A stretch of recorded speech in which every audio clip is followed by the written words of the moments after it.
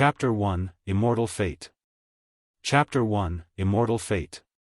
In Pingyang Town, one of the many small towns under the jurisdiction of Cang City that belonged to the country of Deqi.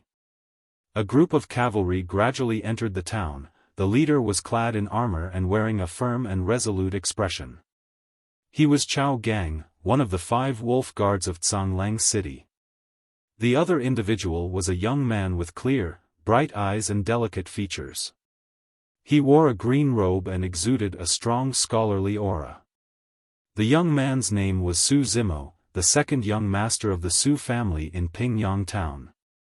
He was a famous household name, having passed the provincial examination at the young age of 17. Second young master Su is different from the other scholars that I know of. You may look frail, but you have excellent writing skills.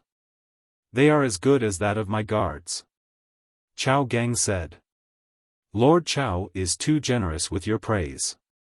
Su Zimo gave a faint smile. My elder brother has been in the business of selling horses for a long time. Horses have been my companion since I was a child. I have some foundation. Moreover, Xiaofan is quite spiritual. Having said that, Su Zimo patted the fine horse that he was riding. That horse by the name of Xiaofan seemed to have understood Su Zimo's praise. It looked up and responded with a snort, revealing an intelligent gleam in its eye. At this moment, loud noises could be heard nearby. Someone was shouting, "Big news! I heard that girl of the Shen family has been chosen by the Immortals. She is going to be accepted into the Immortal sect." The girl in the Shen family? Which Shen family? It's Shen Mengqi. The one who is in marriage talks with second young master Su. The news had spread rapidly. The people in the surrounding area were already beginning to discuss this. Many people were casting peculiar looks at Su Zimo. Immortal? Su Zimo murmured quietly. His knowledge of immortals still remained at those in the illusory legends. Would humans possess the power to summon wind and rain, burn the sky and boil the sea? If he did not see it with his own eyes, Su Zimo did not believe that immortals existed in this word. At the sound of the word immortal, Chao Gang's body quivered. He wore a strange expression, worry and fear flashed across his eyes. However, Su Zimo did not notice this as he was frowning deep in his own thoughts. At this very moment, a beam of light suddenly flashed across the sky with lightning speed. Just as it flew across Su Zimo's head, it reversed and stopped in midair. Everyone looked up instinctively. They could see 3 people standing in the air without any form of support. Seemingly, invisible powers were holding on to them. Su Zimo's expression changed slightly. Immortal. Ordinary mortals would neither understand nor come into contact with such skills. The Immortal has made its presence. Immortal, please bestow us your blessings. The impenetrable and dense crowd knelt and kowtowed at the same time. They were muttering prayers, their faces full of fear and reverence. Chao Gang was extremely quick in his movement. He alighted from the horse and knelt on the ground, shouting loudly, "Cang City's commoner, Chao Gang, pays respect to the Immortal." Su Zimo was shocked by Gao Gang's action. As one of the 5 wolf guards, Chao Gang had extreme power and authority within hundreds of miles of radius from Cang City. Yet, upon seeing the Immortal, he knelt to him without any hesitation. In the blink of an eye, Su Zimo was sticking out like a sore thumb on his horse. He looked extremely eye-catching in the black sea of people who were all kneeling. There was pressure everywhere. Su Zimo was silent for a moment. He leaped down from Xiaofan and looked up. In mid-air, the man in the middle of the trio was dressed in a long turquoise robe. He looked cold and aloof. His pair of long and narrow eyes gazed at the people below his feet, emitting an overbearing aura of arrogance from between his brows. Beside the turquoise-robed man stood a man and a woman, both from Pingyang Town. The man's name was Zhou Dingyun. He was the most infamous rogue in the town who bullied men, ravished women and carried out all sorts of evildoings. 2 years ago, Su Zimo sent him to prison. Now, that turquoise-robed man had taken him out of prison. Su Zimo frowned slightly. Given Zhou Dingyun's temperament and conduct, he could have a chance to enter the Immortal sect as well. If Zhou Dingyun were to become an immortal, how many people would suffer as a result? Su Zimo's gaze turned to the young girl standing mid-air. The young girl's name was Shenmengqi. At a prime age of 16, her complexion was fairer than snow and she exuded a natural and gentle charisma. Su Zimo had deciphered Shenmengqi's intent through her eyes. Their once promise had become so vulnerable in the face of the legendary immortal fate. Su Zimo did not expect to see such a scene when the two met again. One was high and mighty in heaven and the other was standing on mortal ground. Shenmengqi was also gazing at Su Zimo, a man that she had once admired so greatly. Once, Su Zimo was invincible in her heart. Enlightened at 3 years old, proficient with the 4 books and 5 classics at 7 years old, passed the college examination at 12 years old and completed the provincial examination at 17 years old. Such a talent was unprecedented in the country of Deqi. He would definitely become a giant among men in the future. Under the intervention of elder young Master Su Zimo had never learned martial arts. Even so, Shenmengqi believed that Su Zimo would also be able to rise in the official rankings if he were to pick up martial arts. However, Shenmengqi discovered that she had been wrong. Su Zimo's achievements ultimately belonged to the mortal world. It was not worth a mention in the eyes of the immortals. It was just an opportunity and she was already qualified to look down on Su Zimo. "Mortal, why aren't you kneeling?" All of a sudden, the sound of this interrogation exploded by Su Zimo's ears like thunder striking across the ground. Dizzy and numb, he almost fell to the ground. He did not mind kneeling to the legendary immortal. However, the attitude of the turquoise-robed man was too much like that of a bully. It triggered feelings of injustice in Su Zimo's heart. These feelings of injustice arose from the resoluteness in Shenmengqi's eyes, the doubts on the immortal's criteria on choosing disciples and his own pride.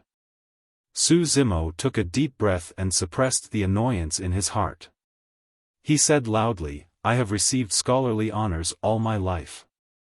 I can even choose not to kneel to the ruler of Deqi. Why do I have to kneel to you?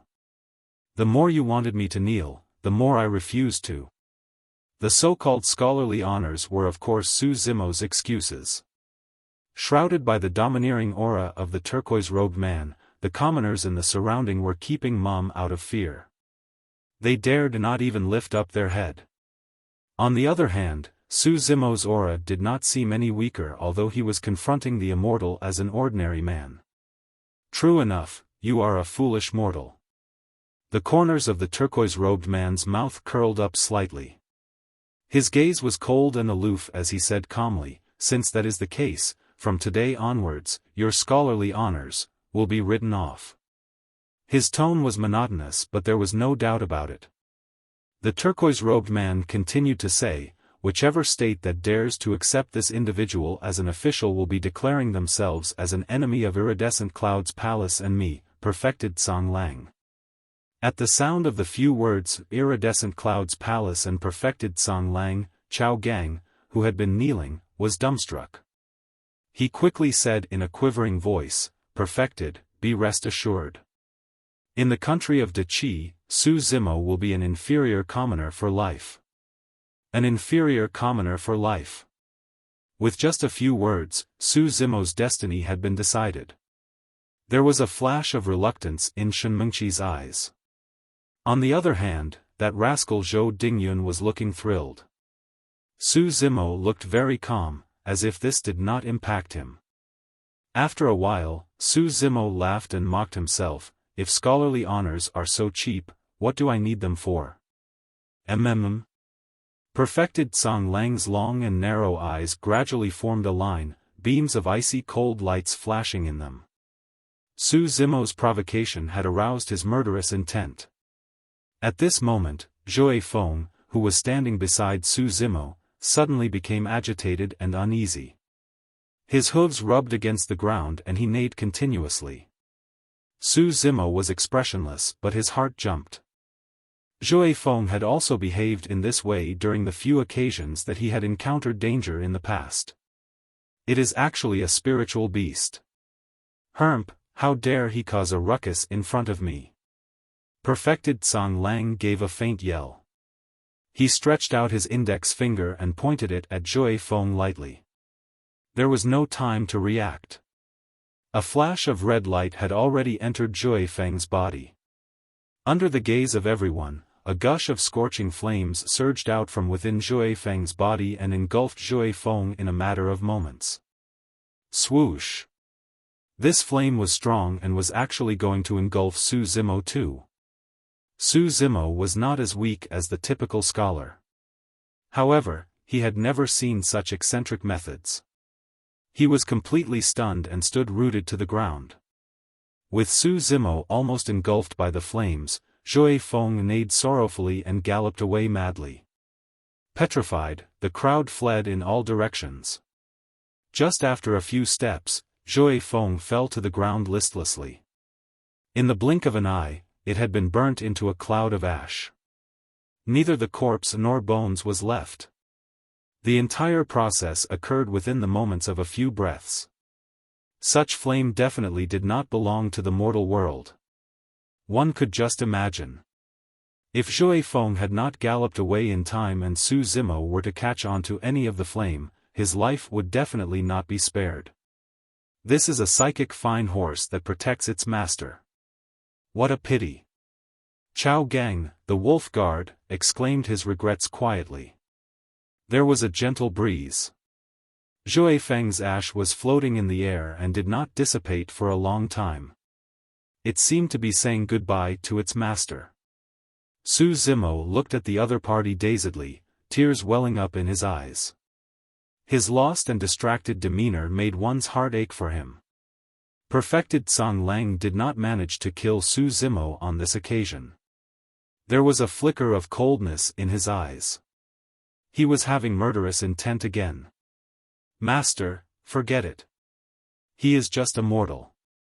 Why do you need to lower yourself to his level? Shenmengqi said in a low voice as she looked at the Su Zimo beneath her. She eventually could not bear to harm him. Perfected Cang Lang hesitated a little. If he had to take actions continuously to deal with someone, it would certainly lower his status. Zhou Dingyun did not wish to let Su Zimo off so easily. He quickly said, Master, you have to nip this problem in the bud to eliminate it completely, in case this person becomes your greatest problem in the future. Perfected Cang Lang was initially undecided. Upon hearing Zhou Dingyun's words, feelings of arrogance rose in his heart. He smirked and said, he is just an inferior commoner without any spirit root. He won't be able to cultivate for life. In terms of potential, he can't even be compared to that beast earlier. So what if I spare his inferior life? Is he fit to become the greatest problem in my life? Maybe in the next life. Zhou Dingyun secretly cursed. He did not expect his words to be counterproductive. Su Zimo was silent. He quietly picked up a handful of Xiaofang's ash, turned and left. A hint of sarcasm flashed across Perfected Cang Lang's eyes. He said lightly, although the inferior ant yearns for the sky, how can they ever touch the eagle's wings? At the sight of Su Zimo leaving unscathed, Zhou Dingyun looked indignant. If not for this person, he would not have suffered so badly in prison. At the thought of this, Zhou Dingyun's eyes turned resentful and vicious. His expression was as capricious as the weather.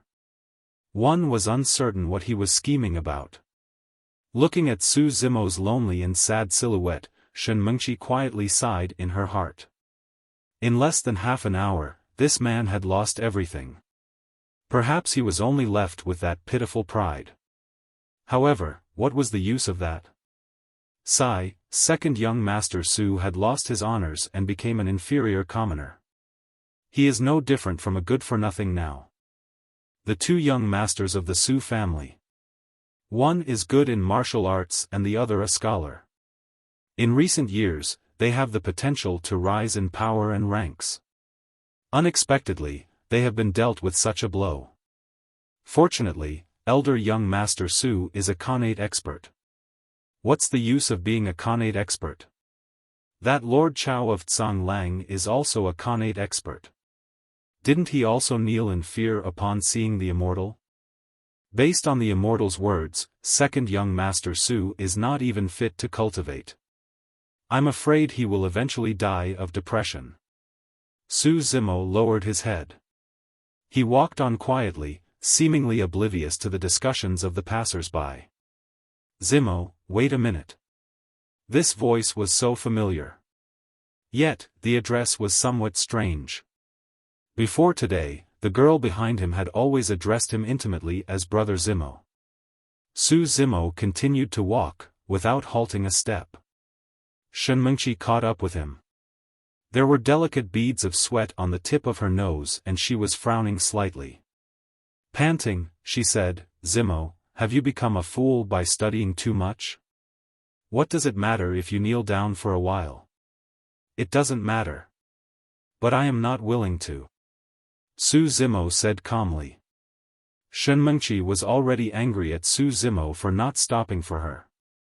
Upon hearing this, she was furious. She quickened her steps and blocked Su Zimo's path. Su Zimo, sober up. Shenmengqi stared at Su Zimo's eyes and said loudly, don't think about revenge. It is impossible. You are already 17 years old and have missed the best age to learn martial arts. Moreover, you don't have the spirit root and can't cultivate at all. Even if you were to attain the postnatal or connate levels, they are mortal abilities. It is still vulnerable before the Immortal. Su Zimo was silent. He looked at Shenmengqi quietly. Shenmengqi could not withstand Su Zimo's gaze. She lowered her head and said softly, yes, we did have a promise. I am also grateful to you for helping the Shen family all these years. But they are already a thing of the past.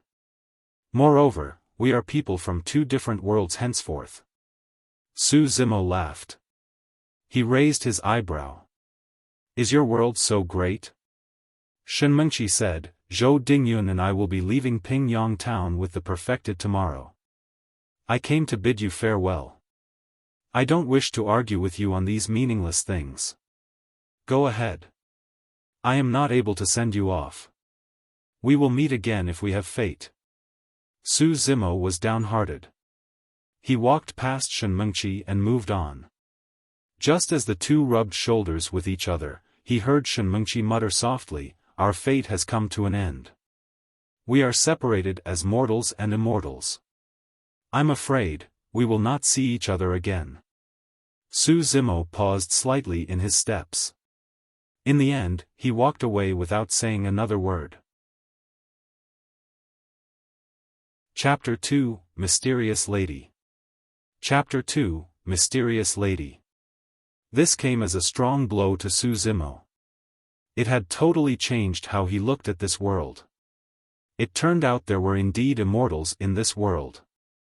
With their powers, any immortal could be above the country, notwithstanding their backers, iridescent Cloud's palace. To Su Zimo, it was nothing to lose his scholarly honors. But Xiaofan was his companion since a young age. It was more than a horse to him, it was his closest kin. Not long after, Su Zimo reached his mansion. This mansion was small and deserted. There were only a few rooms. His older brother Su Hong rewarded him with this mansion when he passed the college examination at 12 years old. Su Zimo carried Xiaofang's ashes and buried them beside the peach blossom tree in the center of the courtyard. Xiaofang, I planted the peach blossom tree by myself. It will keep you company in the future. There will be a day where I will pour the blood of perfected Tsang Lang on your ashes. Su Zimo's eyes turned red. He stood by the peach blossom tree quietly for a long while before he turned to leave. Su Zimo caught sight of someone as he turned to leave. It was a woman in a blood-red robe. She was beautiful. She was not flirtatious nor garish. She did not put on any makeup. She seemed like someone who had just come out from a painting. Su Zimo sighed. Like the ancient saying, she was a natural beauty, seemingly like a hibiscus that rose out of clear water. Despite being an exquisite beauty free from worldly cares, she was dressed in a scarlet, blood-red long robe. It did not seem to match, but the contrast created a unique aura about her. 2 years ago, Su Zimo returned home to find an unconscious lady near Canglang Mountains. He was worried that she might be eaten by the beasts and hence he brought her back with him. The red-robed lady regained consciousness not long after she reached the mansion. She seemed to be well. However, she refused to say a word no matter how Su Zimo asked about her name or place of residence. The red-robed lady had lived here for 2 years, and Su Zimo never tried to drive her away. There was no servants in the mansion.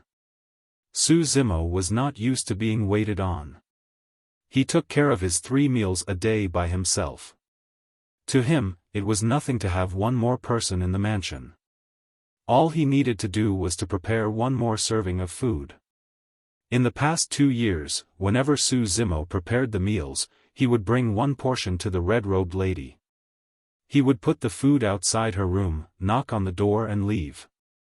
The red-robed lady rarely appeared, and Su Zimo had never seen her venture outside the mansion. The two of them had not even had a proper conversation before. The Su family and Pingyang town did not know of her existence. The lady's name was Dayu. She was reclusive and was a person of few words. That was all that Su Zimo knew about her. Su Zimo had no idea since when Dayu stood behind him. However, it seemed strange in the way Dayu looked at him today. He could not put it into words. Su Zimo nodded towards her and went back to his room. Both of them had already become used to this form of greeting in the past 2 years. Besides, Su Zimo knew that even if he spoke to her, Dayu would ignore him. Su Zimo shut the door, and took out a sharp knife with a 1-foot-long handle from the corner. It was rusty. It seemed like it had not been used for ages. Su Zimo searched around before he took out a whetstone. He looked solemn as he sprinkled water on it. There was a cold glare in his eyes as he sharpened the knife. After a short while, Su Zimo seemed to think of something. He pushed the door open and looked at Dayu, who was at the courtyard. "Miss Dayu, have an early rest today. You must not come out of your room if you hear any sounds tonight." Dayu made no comments, she remained cold and aloof. Su Zimo could not help but have a strange notion inside his head. Dayu, who was right in front of him, resembled an immortal in terms of her temperament and the way she conducted herself. She was graceful and beyond worldly cares, indifferent to everything around her. A true immortal would never get angry and injure people just because a mortal refused to kneel down before him. Of course, this was just his thoughts. Su Zimo did not think too much about it. Su Zimo carried a jar of wine from the cellar in the courtyard. He dusted the mud off and deliberately spilled some strong wine on the way back to his room. Upon reaching the door, Su Zimo let go of the jar of wine and it shattered onto the floor. The wine was spilled all over the floor, giving off a strong smell. Dayu witnessed the entire scene. There was a vague smile in the corner of her lips. Su Zimo went into the room but did not shut the door tightly, leaving it unlatched. Su Zimo went to the corner and continued to sharpen the knife. It was destined to be chaotic tonight. Su Zimo waited.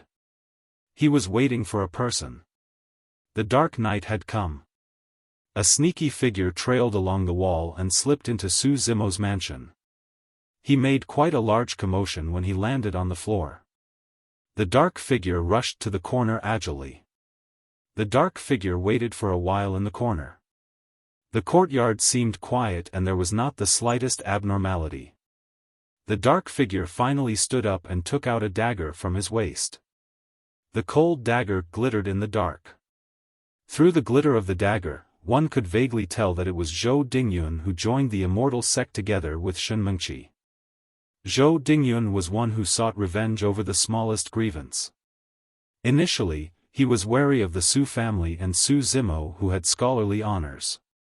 Now that Su Zimo was reduced to an inferior commoner, while he had joined the Immortal sect, soaring to new heights, he would not let Su Zimo go easily.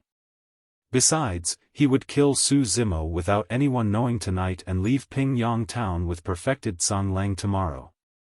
Even if the Su family realized the murder, they would not dare to make trouble, otherwise perfected Cang Lang might exterminate their entire family when angered.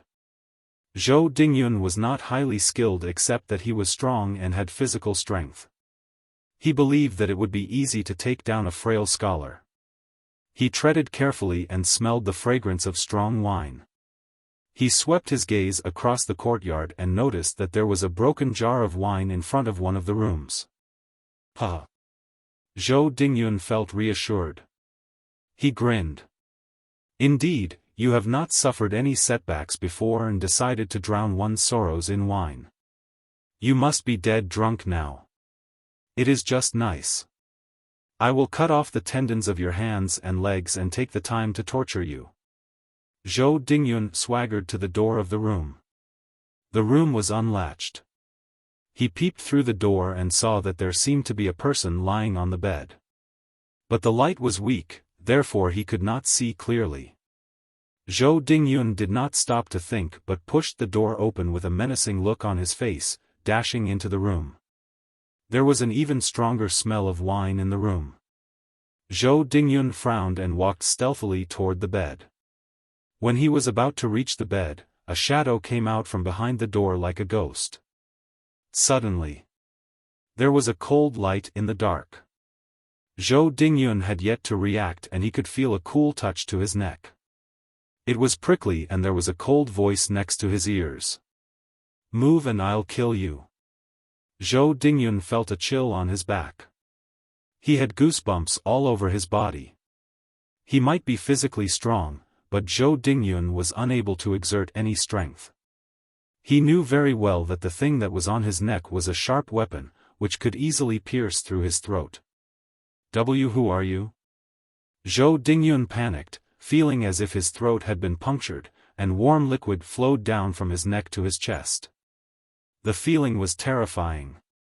It was as if his life was draining bit by bit, but there was nothing he could do. All of a sudden, someone pulled Zhou Dingyun's hair by force and jerked him to the back. There was a tearing pain in his scalp. It felt as if it was close to being torn off from his head. Ah! Zhou Dingyun screamed in pain. Zhou Dingyun's legs went limp and he fell to his knees at the severe pain and life-threatening knife at his neck. Zhou Dingyun never felt so close to death.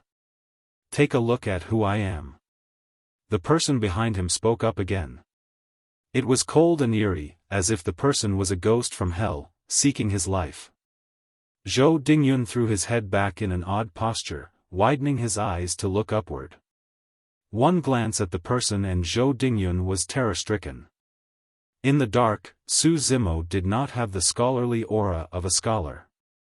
His expression was grim and menacing. His eyes were sharp and scary. The expression in his eyes was colder than the sharp knife in his hands. At this moment, Zhou Dingyun could sense Su Zimo's determination and strong intention to kill. Oh no! Now that Su Zimo had lost his scholarly honors and been reduced to an inferior commoner, he is serious about killing me. No, I am joining the Immortal sect. I can't die. Thousands of thoughts fleeted through Zhou Dingyun's mind in that split second. They all morphed into a strong desire to survive. Zhou Dingyun quivered. Why you can't kill me? If others know about it, why you can't escape death? Hee hee. Su Zimo smiled. My life is worthless. I want to get someone to die with me. You are really down on your luck to come looking for me. You mustn't blame me. To Zhou Dingyun, Su Zimo's smile in the dark seemed particularly eerie. Zhou Dingyun felt even more fear at his calm and indifferent tone. Crazy, Su Zimo is crazy. He had barely shouted when Zhou Dingyun felt the slight movement of the sharp knife at his throat. Zhou Dingyun had a mental breakdown at the pulsating pain at his throat. Second young master Su, I beg you to spare my cheap life. I will never do evil in the future. Second young master Su, I swear that even if I am lucky enough to join the Immortal sect, I will never seek revenge on you. If not, I will suffer a painful death where countless of arrows pierce through my heart. Su Zimo was silent. He squinted his eyes and looked at Zhou Dingyun. Zhou Dingyun panicked further at the dead silence.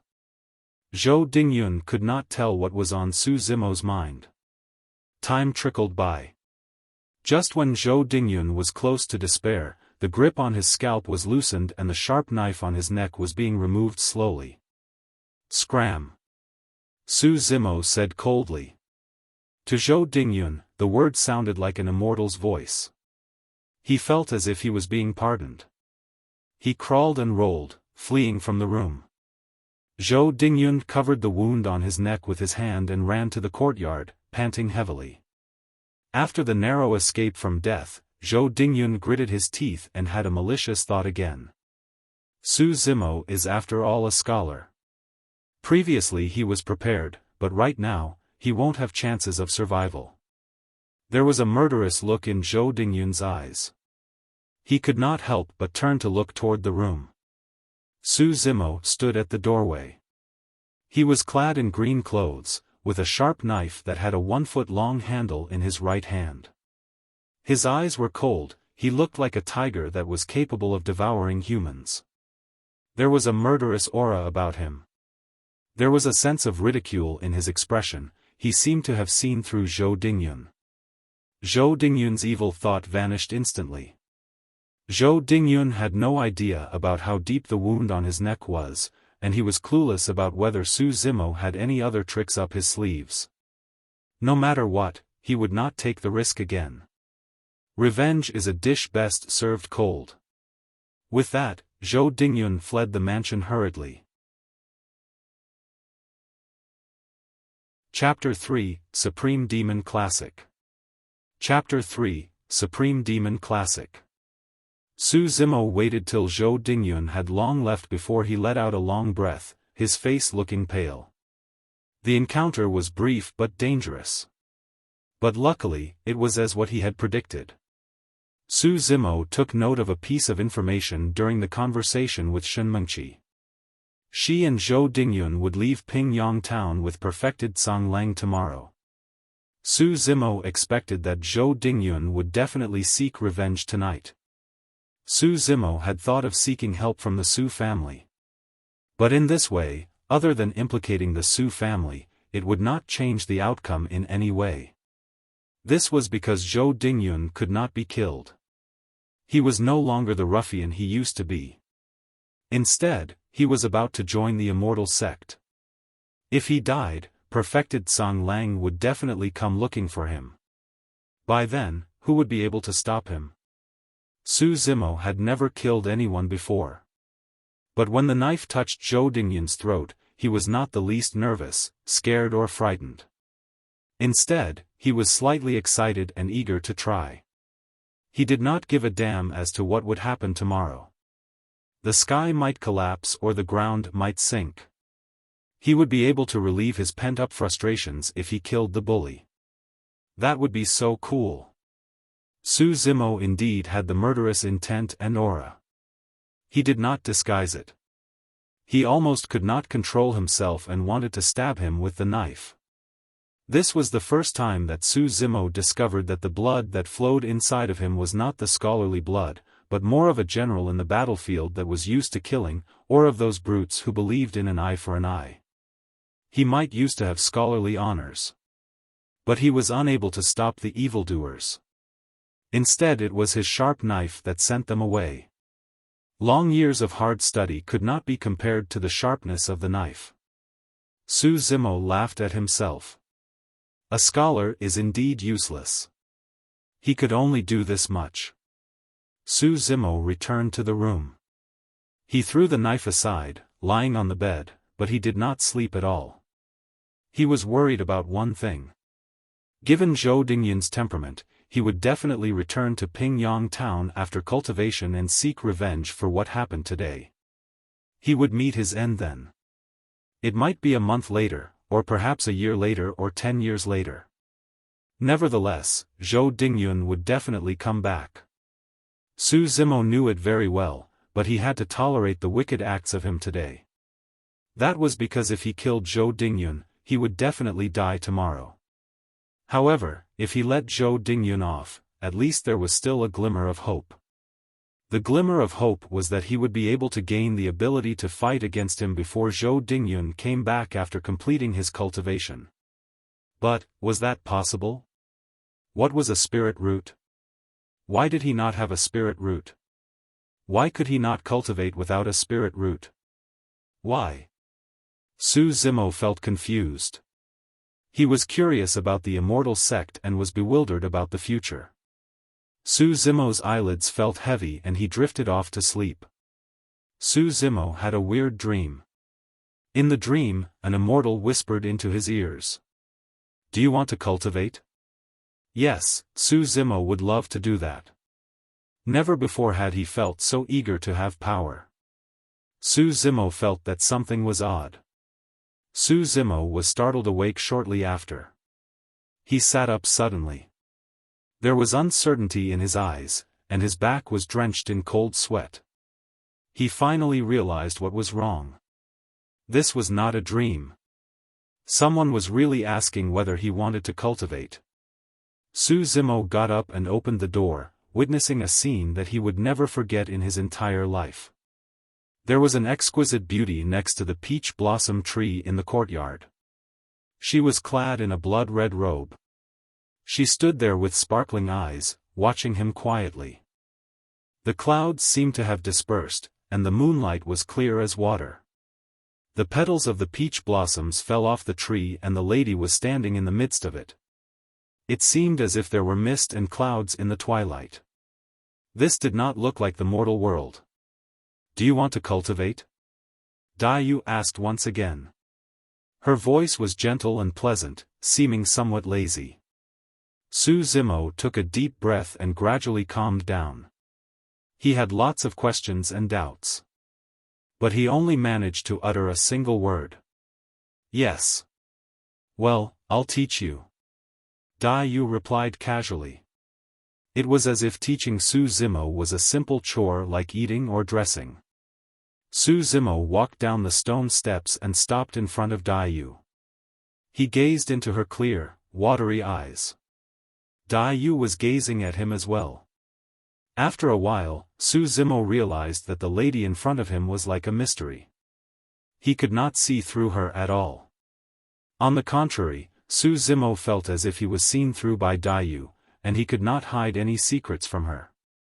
For a moment, Su Zimo had a flickering thought that Daiyu knew everything that happened to him today. She knew everything that he was thinking about. "I have no spirit root." Su Zimo took a while before he said. "There is a cultivation technique that does not require spirit root." "What cultivation technique is that?" Su Zimo asked automatically. "The cultivation technique of the demon clan." Daiyu widened her eyes and there was a special aura about her. Su Zimo's countenance changed and he could not help but retreat half a step. Even though he knew nothing about cultivation, Su Zimo knew that human beings and demons belonged to different paths. According to legends, there were many cases where fiendish demons harmed human beings. Did he want to cultivate the cultivation technique of the demon clan and to become a fiendish demon who was bent on killing? It did not take long for Su Zimo to make up his mind. "I'll learn." Su Zimo did not know what he would become in the future, but he knew that if he did not make use of this opportunity, soon afterwards, when Zhou Dingyun returned, he would certainly die, not to mention what would happen in the future. Daiyu was not surprised at all. It seemed she had expected Su Zimo would say yes. She continued on. If you want to learn the cultivation technique of the demon clan, you have to agree to two conditions. Firstly, don't ask me about my identity or background, I will teach and you will learn. Secondly, you must not tell others of this cultivation technique. Okay. Su Zimo nodded. Dai Yu continued on. One more thing, if you want to learn this cultivation technique, you will experience unimaginable dangers. You may lose your life at any time. Do not expect me to save you. Su Zimo smiled faintly. Life and death are preordained. If there are any questions, you can go ahead and ask. Dai Yu smiled lightly. This was the first time in 2 years that Su Zimo saw a smile on Dai Yu's face. He marveled at her smile and seemed to be lost in it. But Su Zimo cleared his thoughts in the blink of an eye and asked in a low voice, "What is the spirit root? What is cultivation? Why did perfected Cang Lang say that I can't cultivate without spirit root?" Cultivation can also be called cultivation or cultivation of Tao. There are 3 oldest major schools of cultivation of the humans clan: Immortal, Buddha, Fiend. The so-called spirit root is the Immortal sect's way of calling it. For Buddhism, they called it as the root of wisdom, while the Fiend sect called it as Fiend seed. It is basically the same. As humans, if one doesn't have spirit root, one cannot join any of the sections. Su Zimo understood her words. What Dai Yu meant was that demon cultivation did not need the spirit root. Dai Yu continued. Humans have 5 senses, namely sight, hearing, smell, taste, touch, and the spirit root is equivalent to the 6th sense. It is the key to sense the aura between heaven and earth. Su Zimo suddenly saw the light. Without the spirit root, one could not see the aura of heaven and earth and one could not cultivate.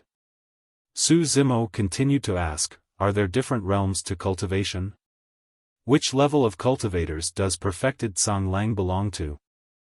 The Immortal sect can be divided into Qi Condensation Realm, Foundation Establishment Realm, Golden Core Realm, Nascent Soul Realm. He is a Golden Core Realm cultivator.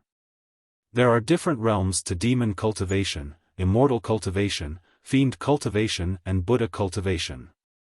It is just different means of achieving the same end. But no matter what, the path of Golden Core is the natural chasm that everyone has to pass through.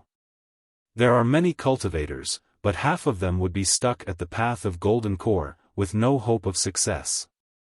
Cultivation is to be in defiance of the natural order and to seize the good aura of heaven and earth. Once one entered the path of Golden Core, it means that one breaks the shackles of heaven and earth for the first time. One's lifespan could increase to 500 years. There is the saying that once one swallows an elixir, one's lifespan will not be decided by nature. Dai Yu continued. The cultivation technique that you are going to learn is divided into 9 sections. The first section is body tempering, the second section is tendons transformation, the third section is bone strengthening, the fourth section is marrow cleansing, the fifth section is organs refinement, the sixth section is orifice clearing, the seventh section is core formation. If you want to take revenge, you must cultivate to the 7th section. What is the name of this cultivation technique? Su Zimo asked. The mystic classic of the 12 demon kings of the great wilderness. Su Zimo was shocked. He could feel a strong, menacing aura surging toward him at the mention of the title. It was suffocating. Body tempering, the first section of the mystic classic of the 12 demon kings of the great wilderness, can be divided into 2 parts, to harden and refine the skin and flesh. There are different breathing and expiration methods, techniques and moves that correspond to it. There was a demonic glitter in Dai Yu's eyes. Thereafter, there were several lengthy and profound incantations in Su Zimo's mind. There were no mountain of immortals or clear waters, grotto heaven paradise, or bejeweled jade palace. Su Zimo had started on the path to cultivation right in the inconspicuous courtyard, under the peach blossom tree that was in full bloom. It seemed to be casual and coincidental, but it also felt as if everything was predestined. Not long after, Su Zimo's inspiration gradually became different under Dai Yu's guidance. This did not seem like the breathing method of normal humans. After being repeatedly corrected and going through countless practices, Su Zimo gradually seemed to get the hang of it. With this breathing and expiration, his body felt warm and his blood and flesh seemed to be burning and boiling, turning into boundless energy, bubbling to the surface of his skin. Su Zimo felt an itch in his skin. This skin-tempering breathing method originates from the wild bovine demon king. One can practice when on the go or when sitting or sleeping. There is no definite posture to it. The bovine is resilient and has tough skin. Knife or sword will not be able to penetrate it. Take your time to appreciate it. Seeing that Su Zimo's breathing was gradually on the right track, Dai Yu turned to go back to her room, not disturbing him. Su Zimo had long been immersed in this wonderful breathing and expiration method. He could feel that his skin had become tougher, stronger and more powerful with every breathing cycle. The night faded. Su Zimo had lost track of time. He even forgot where he was. He was focused on comprehending the incantations, and his breathing and expiration. The first ray of sunshine lit up part of the sky. Su Zimo was stunned to realize that something hard and strong seemed to be sticking out of his head, facing the sky. There were two of them. At this moment, Su Zimo seemed to have turned into an unrivaled bovine demon, taking in and breathing out the entire heaven and earth. Dai Yu, who was meditating in the room, jolted. Her gaze pierced right through the walls to land on Su Zimo. He actually understood the essence of it within such a short time.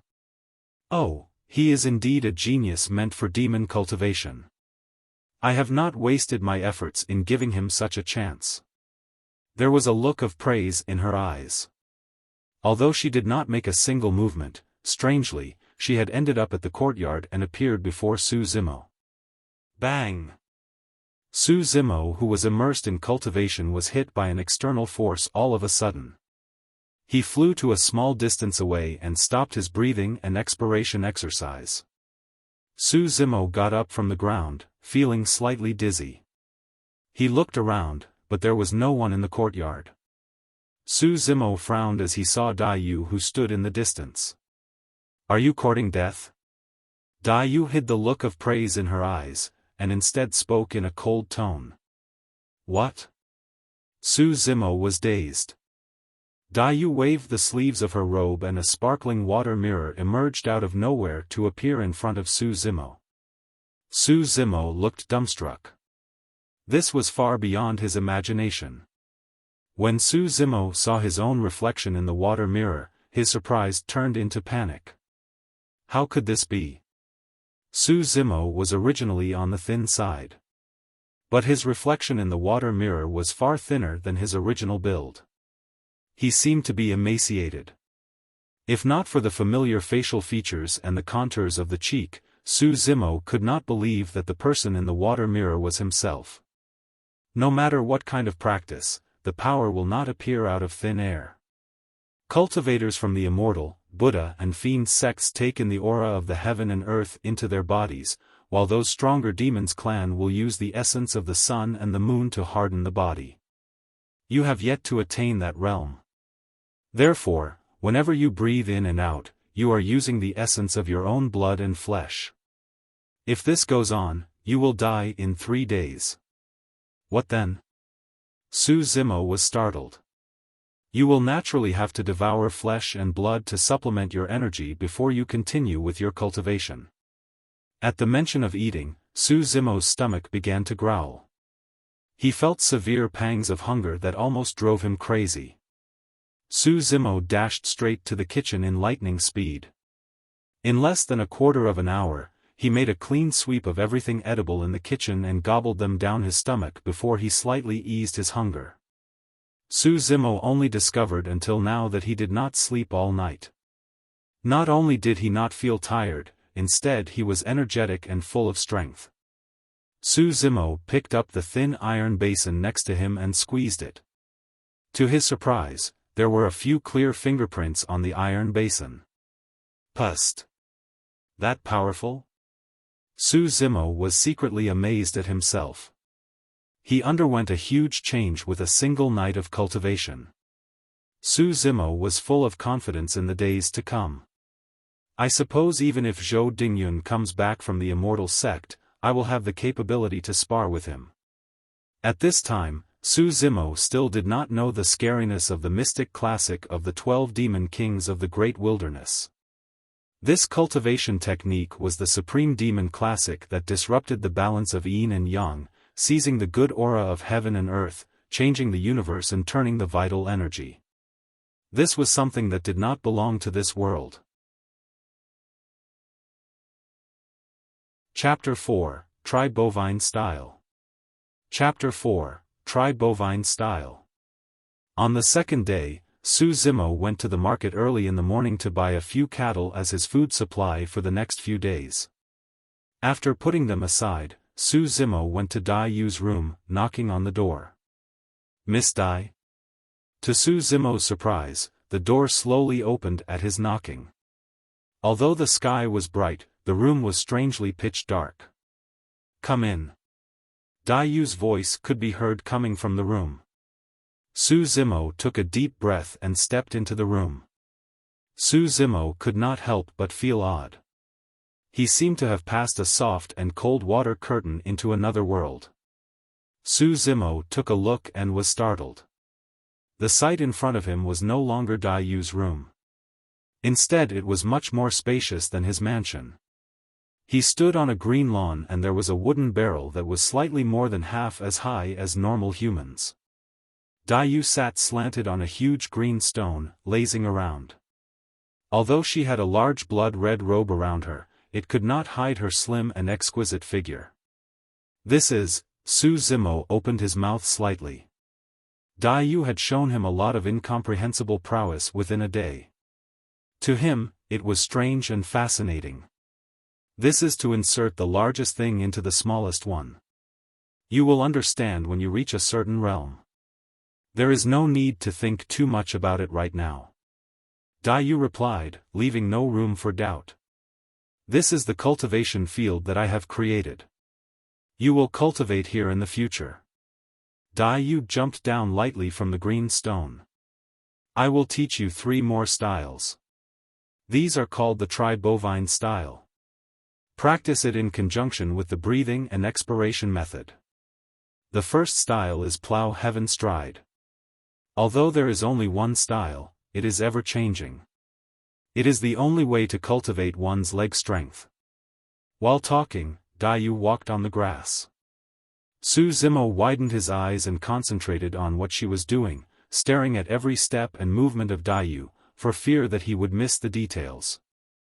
After a few steps, Su Zimo vaguely grasped what Dai Yu was talking about. There did not seem to be anything fascinating about her steps. But if he observed carefully, he discovered that Dai Yu seemed to be making her way through muddy water. She drew in her chest slightly and erected the back, bending her knees and lowered her center of gravity. She never let her knees bend past her toes, but her strides were very wide. She seemed to have calculated the distance between each step. It was exactly the same. Dai Yu stopped in her tracks, and turned to look at Su Zimo. "Your turn." Su Zimo was not in a hurry to practice. Instead, he stood in place for a long time to ponder before he took the first step. Su Zimo had just taken the first step and he sensed that he had made a mistake. Dai Yu came to Su Zimo's side without any expression. She extended her leg and gave a slight kick at Su Zimo's extended leg. "Pust." Su Zimo gasped. Dai Yu's kick sent unbearable piercing pain down his thigh.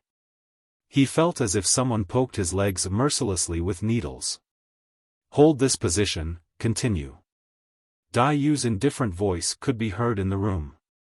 Su Zimo lowered his head and realized that after being kicked by Dai Yu, the extended leg had a higher resemblance to Plow Heaven Stride. "She is helping to correct me." Su Zimo understood Dai Yu's intentions. Su Zimo pursed his lips and tried to recall the stance of plow heaven stride, making another stride with his left leg. Wrong.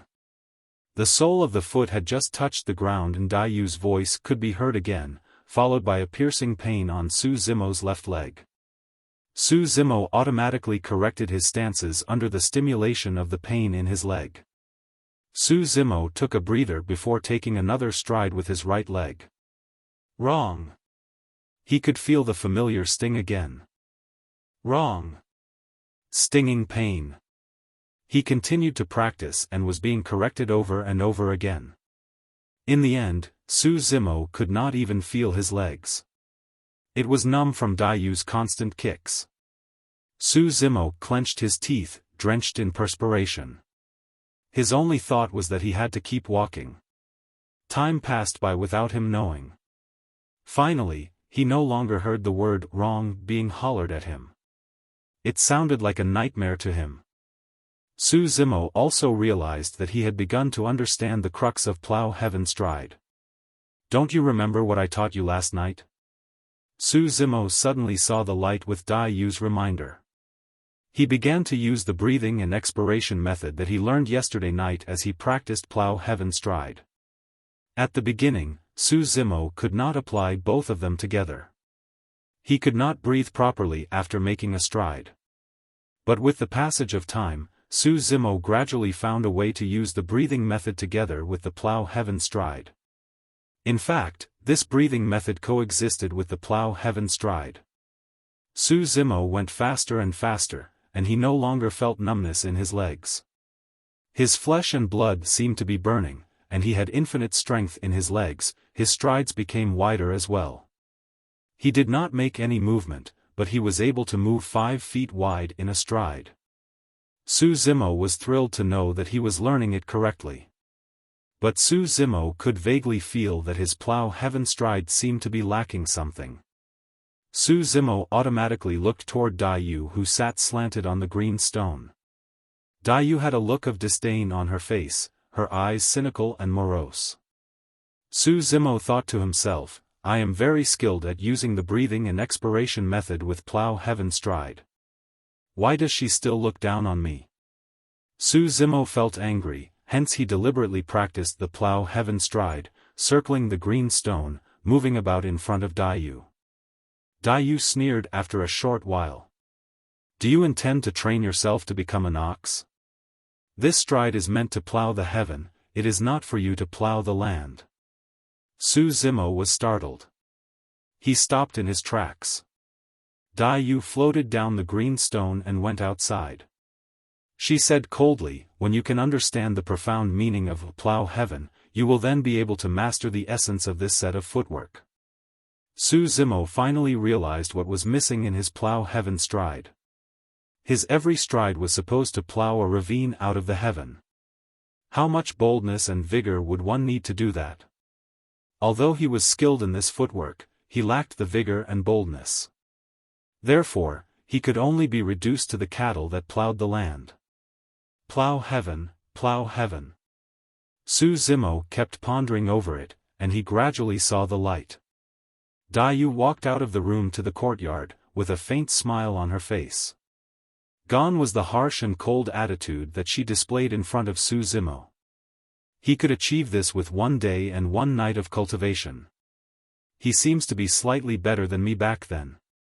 The lady's whispers could be faintly heard under the peach blossom tree. But it was gone with the breeze. For a month, Su Zimo spent most of his time practicing plow heaven stride in the cultivation field. He worked hard in grasping the essence of plow heaven and had a deeper understanding of the footwork. During this period, Su Zimo occasionally went out to buy some cattle and sheep, and he vaguely heard some news. Success was a relative term. It brought so many relatives. The Shen family in Pingyang town used to be an ordinary family. But many pugilistic experts worked for the Shen family during this period of time. In the eyes of all, it was inevitable that the Shen family would rise to success. As long as Shen Mengqi succeeded in her cultivation, even if she made a one-time visit to her family, it was enough to bring success to the Shen family for generations. The pugilistic experts might even have the chance to join the Immortal sect. They would not mind even if it was as their servants. On the contrary, the Su family had been in constant trouble lately. There were originally 3 large families, namely the Zhao family, the Li family and the Yang family in Pingyang town. Su family rose to success in recent years. Furthermore, Su Hong was a Connate expert, and Su Zimo had scholarly honors, therefore, the 4 families had been living in harmony. And now, Su Zimo's scholarly honors had been written off and he had been reduced to an inferior commoner. He also offended an immortal.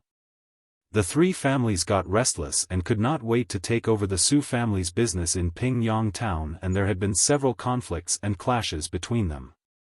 However, Su Zimo did not take these to heart.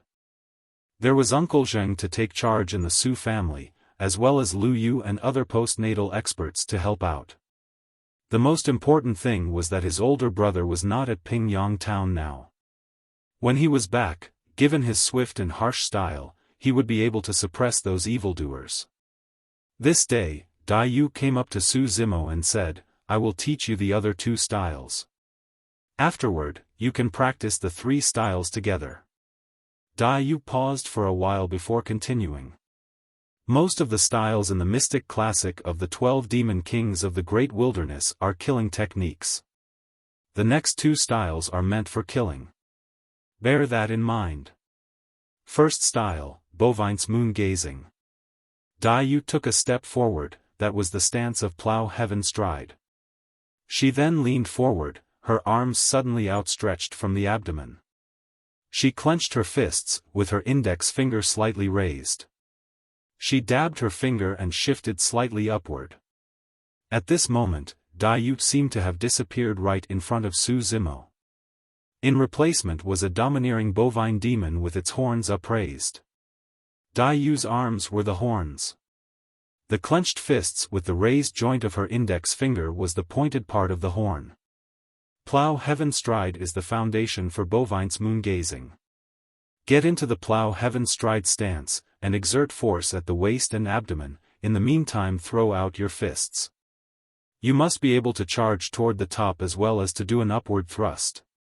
Dai Yu explained in detail while Su Zimo listened attentively. Even so, when Su Zimo really practiced it, it was still inevitable that he suffered kicks from making mistakes. Dai Yu stood by the side with a cold face. She would give him a kick whenever there was the slightest mistake. In the blink of an eye, a day had passed.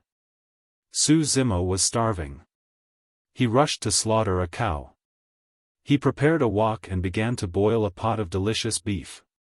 While waiting, Dai Yu picked up the cow tongue that Su Zimo threw aside, saying, "Take the knife to stab at me."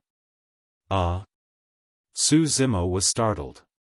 He did not understand Dai Yu's intention. Dai Yu replied, "I will teach you the 3rd style. There is no way to show you how to do it. You will have to appreciate and understand the moment of change by yourself." Su Zimo knew that given Dai Yu's abilities, even if he exerted all his force, he would not hurt her. Su Zimo gripped the knife and made a stab toward Dai Yu's shoulder, while concentrating on watching her movements. Dai Yu looked aloof. She raised the smooth and tender cow tongue and tapped it gently on the knife. Pa! There was a brittle sound, leaving Su Zimo gaping in shock. The cow tongue was intact, while Su Zimo was only left with a handle of the knife in his hands. The blade had shattered into pieces onto the ground. Su Zimo slaughtered the cow by himself. He knew that the cow tongue was just an ordinary tongue. It could never withstand the blow from the sharp knife. Moreover, Su Zimo could not tell that Dai Yu had exerted any force just now. Otherwise, he would not be holding on to the handle. It would have flown out of his hands. This was just an ordinary cow tongue, but it shattered the sharp knife into pieces. If the cow tongue tapped on a man instead of a knife, would the person turn into powder? The 3rd style is called bovine-tongued saber. It may sound ordinary, but it represents the essence of this style. Dai Yu continued. You once asked me when would you know that you have made initial success at cultivating skin tempering? Let me tell you now. When your palm has the same force as this cow tongue, you will be considered as having initial success at it. Chapter 5, Su Family's Misfortune. Chapter 5, Su Family's Misfortune. Su Zimo often heard from other people that time passed by very fast when one cultivated. After he started cultivation, he finally realized what it meant. To his surprise, Su Zimo had spent 3 months in the cultivation field, and his body had undergone a total transformation. Others might not sense the change in Su Zimo, but he knew it very well. During this time, he was already skilled in using the 2 styles, Plow Heaven Stride and Bovine's Moon Gazing. Coupled with the breathing and expiration method, Su Zimo's skin had toughened and was impenetrable to ordinary swords and knives. He felt immense strength in his every movement.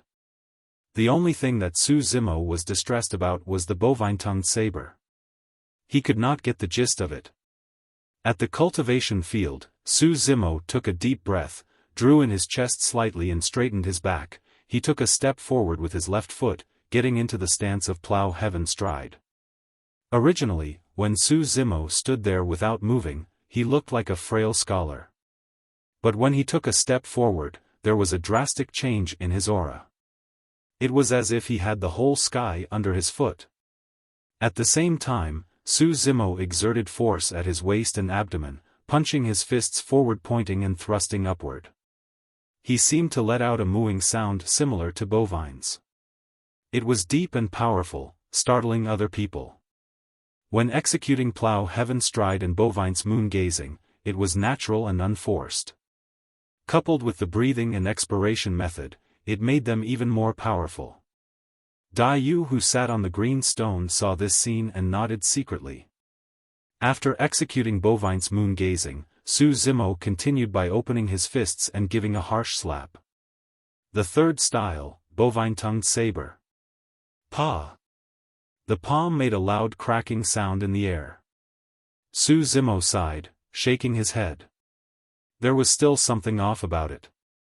The palm looked strong, but he was unable to execute the flexibility of bovine-tongued saber. Dai Yu shifted her gaze elsewhere. It had only been 3 months, but Su Zimo was able to achieve this level. It had already exceeded her expectations. Bovine-tongued saber was the most difficult and most powerful style among the tri-bovine style. It was useless to keep practicing. One would never comprehend the essence of it. One needed to have the power of understanding in order to grasp its essence. Otherwise, notwithstanding 3 months, one might not be able to succeed for 3 years or 30 years. Su Zimo felt frustrated after constantly failing at this style. He left the cultivation field and took a stroll in the courtyard, looking around. Inadvertently, Su Zimo's gaze fell on the cow that was chewing on the grass not far away, and he stopped suddenly. It was the most common cow in the market. It was used by the farmers to plow the fields. It chewed the grass in its mouth and swallowed them into its belly. It then lowered its head, sticking out its tongue to sweep over a handful of tender grass, rolled them about and took them into its mouth. Su Zimo's eyes lit up and he suddenly saw the light. The tender grasses were the most common couch grass. Its leaves were thin and slender, and they had serrated edges. When Su Zimo was a child, he was scratched by the leaves accidentally. The cow tongue was so tender, but it had no fear of these couch grasses. The palm was the cow tongue, while the blade was the couch grass. This was the essence of bovine-tongued saber. Su Zimo was exhilarated. The scene where the cow ate the grasses kept coming up in his mind. He tried to comprehend the changes in that instant and thought it over and over in his mind, and began to practice automatically. I heard that the Su family had suffered a misfortune. It was said that the Su family's restaurant was being smashed. I don't think it can open for business. I heard that someone died as well. Is it that serious? Su Zimo heard murmurs coming from outside the mansion, and he was startled from his cultivation. Su Zimo sobered up from his cultivation and his heart sank at the rumors. He pushed open the door and dashed to Su family's residence. Su Zimo overheard the discussion of others along the way, and roughly knew what was the cause of the misfortune this time. Several people picked quarrels and started trouble in the Su family's restaurant. They smashed the furniture and Uncle Zheng brought people with him to the restaurant. However, those people turned out to be postnatal perfected experts. They came prepared and Uncle Zheng was injured instead. Damn, I can't take this lying down. Su Zimo had just arrived and he heard angry shouts coming from the house.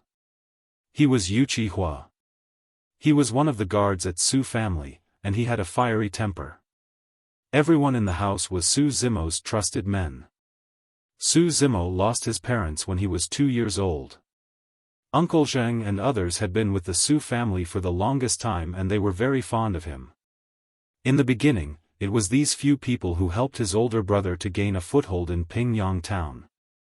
The brothers had a close relationship with these uncles. A strong smell of medicine wafted toward him and there was also a faint smell of blood. Second young master is back. Although he had lost his scholarly honors, everyone in Su family were very respectful toward Su Zimo. Su Zimo nodded and went to check on the elder that laid on his sides on the bed. Second young master. The old man's hair was white and his face was gaunt and yellow. He seemed to have one foot in the grave. Despite that, he still smiled at seeing Su Zimo. There was a tenderness in the way he looked at Su Zimo. Uncle Zheng was in charge of managing the Su household. Although he did not know martial arts, everyone in the Su family, including Su Hong, showed respect toward him. Uncle Zheng had become thin and was getting on in years. Now that he was injured, it was still unknown whether he could survive or not. Uncle Zheng, who is the other party? Although Su Zimo was boiling in anger, he appeared very calm, speaking softly at the bedside. Who else could it be? It must be the grandchildren of the three families, Zhao family, Li family and Yang family. Yu Qihua shouted in anger. It's not that simple. The man who spoke up was over 40 years old. He looked calm and composed. He was the leader of the Su family guards. Uncle Lu, what do you mean? Su Zimo asked. Lu Yu looked at Su Zimo, swallowing back the words on the tip of his tongue. Yu Qihua could not contain his anger, he hollered. Lu Yu, why are you being wishy-washy? Don't you know the seriousness of the situation? Mr. Zheng was wounded by them, and old Guan had suffered a terrible death. If those young lads under you were not smart, and broke out of the siege, Mr. Zheng would have died. Those people wanted us dead. Uncle Guan is dead? Su Zimo's heart ached at the news. When he was a child, Su Zimo often rode on Uncle Guan's shoulder, grabbing and clutching his hair. But no matter how much Su Zimo fooled around, Uncle Guan would never get angry at him. He would laugh it off and play with him. Su Zimo spoke through gritted teeth, won't the authorities step in? The authorities will be in charge of the affairs of the civilians. This is the conflict between several family clans. They would try all means to avoid it. Besides, whatever that is in the pugilistic society will be settled in the pugilistic way. Lu Yu shook his head. Su Zimo's voice sank. Uncle Lu, what is going on? Lu Yu gave a slight sigh. My guards followed those people and saw them entering Shen family's residence. The people from Shen family are such ungrateful scumbags. Yu Qihua smashed the table next to him with his fist, breathing angrily. Due to the relationship between Su Zimo and Shen Mengqi, the Su family rendered a lot of help to Shen family these past few years. Now that Shen Mengqi joined the Immortal sect and skyrocketed to a top position, the Shen family turned to target the Su family. Lu Yu continued. I have done some investigations. The Shen family has been preparing to open a restaurant these days. Our restaurant is in their way. Su Zimo was expressionless as he listened to Lu Yu's analysis quietly. Ahem. Uncle Zheng coughed, panting slightly. Although the Shen family is the one who started it, the three families might have been adding momentum to it. This is the end of the matter, we shall wait until the young master is back. Do we just put up with it? Yu Qihua gritted his teeth. Lu Yu sighed. Let's endure it for now. The fact that the Shen family has risen through the ranks within such a short period of time, I suspect that Connate experts might be working with them. If we go to them without any plan, we might suffer even more casualties. When will young master return? I don't know, but I guess he will be back soon. Su Zimo suddenly said, Uncle Zheng, have a good rest, I will go out to take a breather. That said, Su Zimo turned and left. 3 months ago, Su Zimo's scholarly honors were written off and Shen Mengqi left the town. Zhui Feng was also dead. Su Zimo had been suppressing his anger and frustration at all that had happened. That was why he almost gave in to his urge to kill the ruffian with one stab that night. During this time, under Dai Yu's guidance, Su Zimo had been working hard on his cultivation. But in fact, he had never forgotten his grievances and he still could not take it lying down. Now that the Su family suffered this misfortune, Uncle Zheng was seriously injured and Uncle Guan died a terrible death, all these events further sparked the anger in Su Zimo's heart. Su Zimo left the Su family's residence. This was his only thought in mind, those people had gone too far in bullying them. Su Zimo had some vague idea of the differences between Connate and postnatal in the pugilistic society. Postnatal and Connate were divided into early stage, mid-stage, late stage and perfected. His older brother, Su Hong, was an early-stage Connate expert. Su Zimo had no idea which stage he belonged to. He was clueless as to which expert and from which stage could he handle. In Su Zimo's opinion, he had only cultivated for 3 months, he would not be able to defeat others who had cultivated for more than 10 years. Despite that, Su Zimo had to demand an explanation from the Shen family. After all, he had spent more than 10 years studying. He believed that everything must be based on reasons. The Shen family had to give him an explanation. Shortly after, Su Zimo reached the Shen family's residence. In just 3 months, the Shen family had undergone tremendous changes, changing from an ordinary family to the prestigious Shen family now. On the 2 sides of the vermilion-red door stood 2 majestic stone lions. If Su Zimo did not remember its location by heart, he would never believe that this was Shen Mengqi's house. Su Zimo walked up the stairs.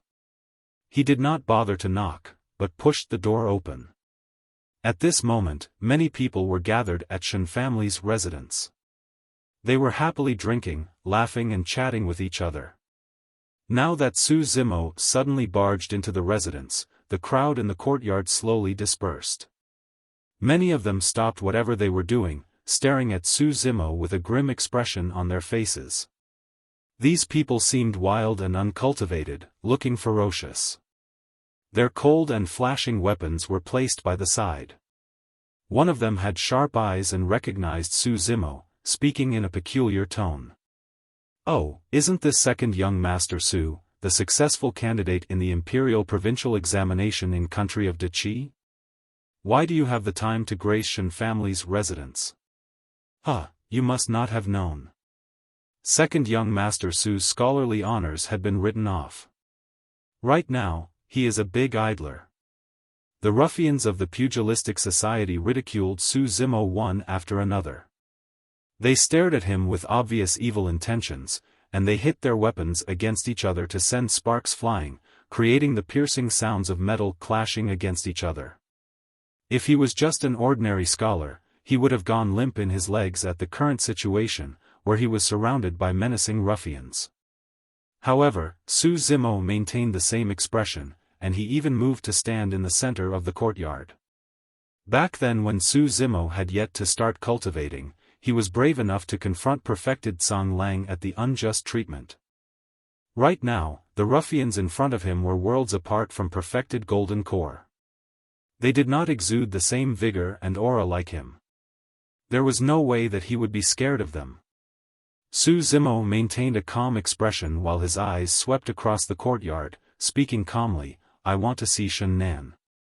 Shen Nan was Shen Mengqi's older brother. He, second young master Su came uninvited. "Please pardon me for not welcoming you." The voice was heard first before seeing the person himself. Su Zimo turned his gaze to the direction where the sound was coming from. A man in a white robe slowly walked over from the long corridor of the courtyard. He was all smiles, but he did not make any effort to conceal the mockery in his eyes. Chapter 6, Murder. Chapter 6, Murder. Shen Nan wore a white brocade robe, with a jade hanging at the waist. He seemed like a rich man's son. But everyone in Pingyang town knew of his background. Shen Nan used to be the manager of the Su family's restaurant. He was given the job on account of Su Zimo. Shen Nan took a cup of wine next to him and walked up to stand in front of Su Zimo, passing the cup of wine to him, putting on a fake smile. "Welcome, second young master Su. No matter what, I have to serve you wine. Please accept it." Regarding what happened today, whose idea was it? Su Zimo ignored him but asked him softly. Shen Nan maintained the smile on his face, leaning his head to the side, pretending not to know. "I don't understand what second young master Su is talking about. Shen Nan, I want an explanation. Who is the murderer?" Su Zimo stared at Shen Nan's eyes, but his tone remained very calm. Shen Nan raised his eyebrow, putting away his smile. He looked upward and finished the cup of wine as he said lightly, "It seems that second young master Su wants to make things difficult." With that, Shen Nan threw the cup in his hand onto the ground, smashing it into pieces. All the ruffians in the courtyard stood up at the sound, unsheathing their weapons from their scabbards. All of them looked menacing and eager to fight. "Damn, I can no longer stand this guy. Did he really think that he is a young master? He is merely an inferior class commoner. We gave him a way out but he refused. I am Mo Song. I am the one who slaughtered the man by the surname of Guan. There's me as well. It's a pity that the old man did not die under my palm." Su Zimo swept his gaze over everyone who spoke up. He nodded and said, very well, very well." Shen Nan sneered. "Su Zimo, don't seek trouble for yourself. Today I will take into account your relationship with my sister and let." Scram. Shen Nan was not finished, but he was interrupted by Su Zimo's holler. Everyone in the courtyard found it weird and unbelievable. Shen Nan looked ferocious as he said coldly, "How dare you scold me?" Su Zimo glared at him. Shen Nan was taken aback by his sharp gaze. He had yet to recover and Su Zimo made his move. Su Zimo did not make any other movement. He stretched his palms and slapped Shen Nan on the face. Pa! After being slapped by Su Zimo, Shen Nan was sent 10 feet away under the watchful eyes of everyone. Shen Nan had been practicing martial arts for the past 3 months and he had made huge improvements, achieving the postnatal early stage. He could not imagine that he would fly away after being slapped by Su Zimo. The other party was not being swift in his attack. Why could he not react in time? In the eyes of the ruffians, they had different views to Su Zimo's attack. No ordinary man would be able to send people 10 feet away with the strength of the palm. But everyone present survived through battles and fights. Many of them were postnatal experts. Mo Song and several others were postnatal perfected. They thought nothing of Su Zimo. "Kill him for me." Shen Nan's cheek was swollen and there was blood at the corner of his lips. He laid on the ground and hollered as he pointed his finger at Su Zimo. Without waiting for Shen Nan's orders, Mo Song already led a group of men to slash at Su Zimo. They attacked him from all sides. It was frightening. Although Su Zimo had been cultivating for 3 months, he only knew 3 styles and he had never engaged in a fight with others. Su Zimo felt a slight panic at the current situation. He automatically used Plow Heaven Stride, and charged toward Mo Song. Swish! Su Zimo took 2 steps forward, covering a distance of more than 10 feet. His speed was alarming and he managed to escape from most of the attacks directed at him. The rest of the people seemed to have blurred vision. A shadow flashed past them and their knives and swords missed the target. No! Mo Song's eyelids kept twitching. His countenance changed. The other people could not tell, but Mo Song who was at the front shivered at the monstrous force that was directed at him when Su Zimo took 2 steps forward. Su Zimo was no longer a feeble scholar. He was obviously a ferocious beast that devoured humans. Mo Song had yet to recover from his shock and therefore he was slow to react. By then, Su Zimo had already reached Mo Song's side. He stretched his arms from under his abdomen, clenching his fists with the joint of his index finger slightly raised, thrusting and pushing forward. Su Zimo was very familiar with these series of movements. He would be able to execute it with precision even when he shut his eyes. And right now, Su Zimo directed all his pent-up frustrations in the past 3 months in his attack.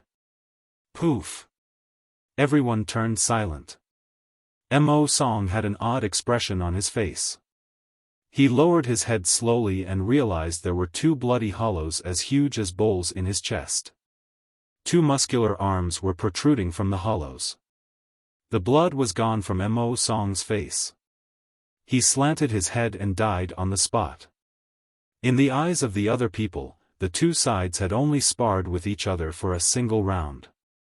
Mo Song had yet to land his saber on Su Zimo, and the latter had already driven his arms into Mo Song's chest. 2 bloody fists were seen protruding from the back of Mo Song's chest. It was a terrifying sight. Although the ruffians of the pugilistic society had been through many fights, they could not imagine the scene that they had just witnessed. How could a fist drive a hole through blood and flesh? A postnatal perfected expert was taken down by a frail scholar. Who would have believed it if they had not seen it themselves? Murder. Su Zimo was in a daze. All he could remember was that Dai Yu once told him lightly, most of the styles in the mystic classic of the 12 demon kings of the great wilderness are killing techniques. There were killing techniques. If he used them, he would definitely take lives. Until now, Su Zimo finally understood her words. Someone waved a knife to hack at Su Zimo's neck while he was in a daze, while another person attacked him with a sword, stabbing him in the middle of his back. Clang! Clang! Instead of the sounds made by the weapons when they pierced through human flesh, one could only hear the sounds similar to the clashing of metals. The steel knife that was on Su Zimo's neck strangely bounced up, while the long sword in the middle of his back bent into an arc. It could not stab into his flesh. Pust! Everyone present gasped. Su Zimo might have worn superior class armor and hence the sword could not stab through his flesh. But what about the steel knife that slashed his neck? There was no way to explain why it bounced back. Corporal mortification martial arts? What kind of corporal mortification martial arts would be so powerful? Although the knife and sword did not hurt Su Zimo, he staggered from the force of it. The skin tempering skill could block the cutting edge of the knife and sword, but it could not block the force directed at him through the knife and sword. Su Zimo felt immense pain in the middle of his back and neck. He gritted his teeth to endure the pain. Scoundrel, you must be courting death. Su Zimo hollered, executing Plow Heaven Stride and charged toward the person on the left. Bang! Bang! Su Zimo plowed and made 2 deep ravines out of the ground that was made of extremely hard green stone. The gravel and small stones flew around. It was a frightening sight. The person's countenance changed. He finally knew the fear and terror Mo Song felt in the final moments before his death. Su Zimo was too imposing and terrifying. He merely strode forward, but the menacing aura about him was enough to suffocate him. Poof! He executed Bovine's moon gazing, making 2 hollows in the chest of a late-stage postnatal expert. He died on the spot. Seeing that Su Zimo seemed immune to swords and knives, everyone had no idea how to take him down. Su Zimo had killed 2 men consecutively in no time. His blood seemed to be boiling. The initial panic and tension had disappeared. And you? Su Zimo turned and directed his fiery gaze at the last person. The person had boasted of wounding Uncle Zheng just now. But he felt a chill at his back and had goosebumps all over his body now that Su Zimo fixed his gaze on him. Everyone, let's attack him at once. No matter how powerful his corporal mortification martial arts is, he would definitely have a vital gait, and there is a limit to his endurance. The man hollered. Everyone in the courtyard felt like taking him down together, but they were still wary of him. They were frightened by his menacing aura and they did not attack at once. Ta! Ta! Ta! Su Zimo took 3 steps and had already arrived in front of the man in no time. He executed Bovine's moon gazing without another word. The man already realized that Su Zimo only executed the few styles. Although he was frightened by the sheer power of Plough Heaven Stride, he was able to avoid the attack by dropping to the ground agilely. He did not care to preserve his dignity, but to execute a lazy donkey roll. Bovine's moon gazing was meant to attack one's waist and upper abdomen. The man counterattacked with the move and was able to avoid Su Zimo's fists. Even so, he could still smell a strong and musty smell of blood in the air, extinguishing all his desire to fight back. Run! He is invincible. The man managed to escape from his Bovine's moon gazing. Su Zimo watched as his opponent rolled about on the floor, feeling somewhat confused. This was the only movement technique that he knew. If Bovine's moon gazing was unable to kill the opponent, Su Zimo had no other way to defeat him. Right then, a thought came to Su Zimo's mind and he took big strides to catch up with the opponent. Lazy donkey roll might be a brilliant move and when used occasionally, it was quite effective. However, his speed of rolling on the floor would not be as fast as his running legs. Su Zimo roared and caught up to the man in no time. The man heard Su Zimo's roar and knew that he was in serious trouble, looking upward at him. His view was blocked by flying gravel and stones. Right then, an enormous force smashed right into his chest. Bang! The next moment, the man smashed against the wall, and he slowly slipped off the wall seconds later. His chest was punctured and he died on the spot. Su Zimo was able to react according to circumstances, using the brute force of Plough Heaven Stride to kick at the man. Killing techniques. Plough Heaven Stride was a killing technique as well. Several experts at the courtyard who were jeering at Su Zimo turned silent. There was fear in their eyes. Everyone retreated slowly, for fear that they would be Su Zimo's next target. It was understandable that everyone was fearful of him. Su Zimo had displayed very formidable prowess. It had only been 10 minutes since he made his first move and he had already killed 2 postnatal perfected experts and 1 late-stage postnatal expert. Su Zimo sneered as he turned to walk toward Shun Nan who had turned pale in fright. What do you want? Shun Nan's voice trembled. He wanted to turn and flee, but his legs were too weak. They gave way on him and he could only sit limply on the ground, while he inched slowly away from Su Zimo. Whose idea was it today? Su Zimo towered Shun Nan, looking down at him, as he posed his question, enunciating each word slowly. And no, it's not me. Who is it? Su Zimo roared with anger. Shun Nan trembled, gasping for air. There was a flicker of malice in his eyes as he said through gritted teeth, if you dare to wound me, Su family will be exterminated. Su Zimo's expression darkened. He squinted his eyes. Are you threatening me? Su Zimo had barely suppressed his murderous intent, but he could feel the strong urge to kill again. Right then, an eerie and sorrowful sound could be heard from the inner hall of Shen family's residence. "You are a junior, you must be courting death. How dare you behave so atrociously here?"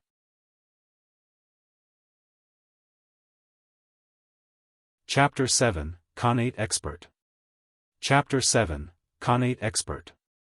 The voice was still resonating and the figure that was as fast as a ghost swooshed and appeared right before him. Su Zimo took a careful look. He was a middle-aged man. His cheeks were gaunt but he had eagle-like sharp eyes. He merely pointed his toes on the ground and he covered the distance in no time, standing right in front of him. Su Zimo was shocked.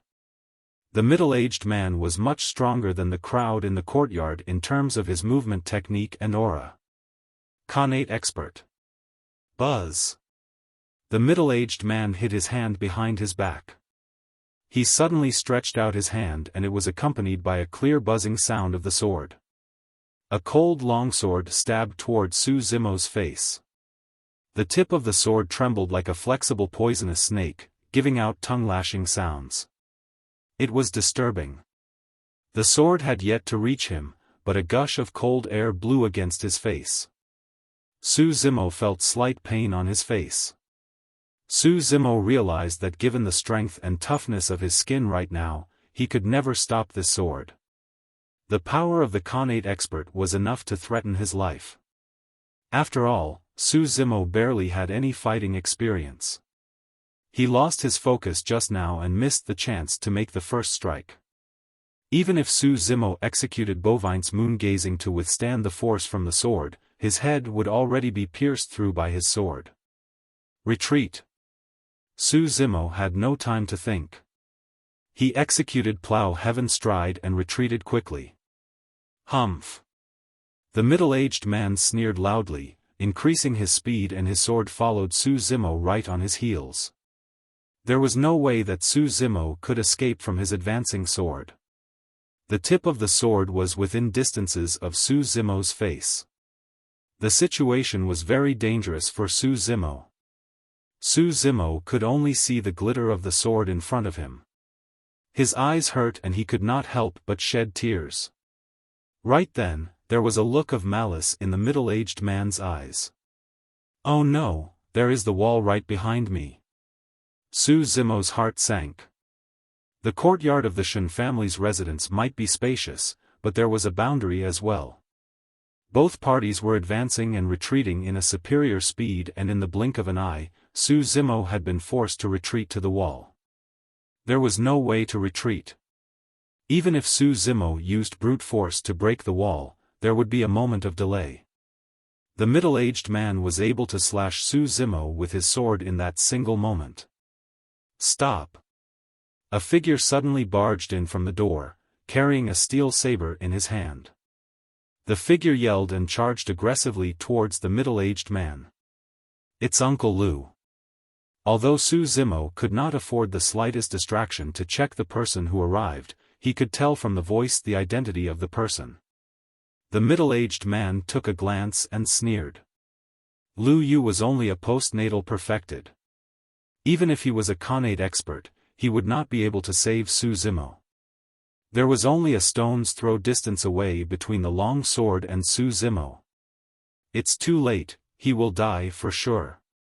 The middle-aged man snarled lightly.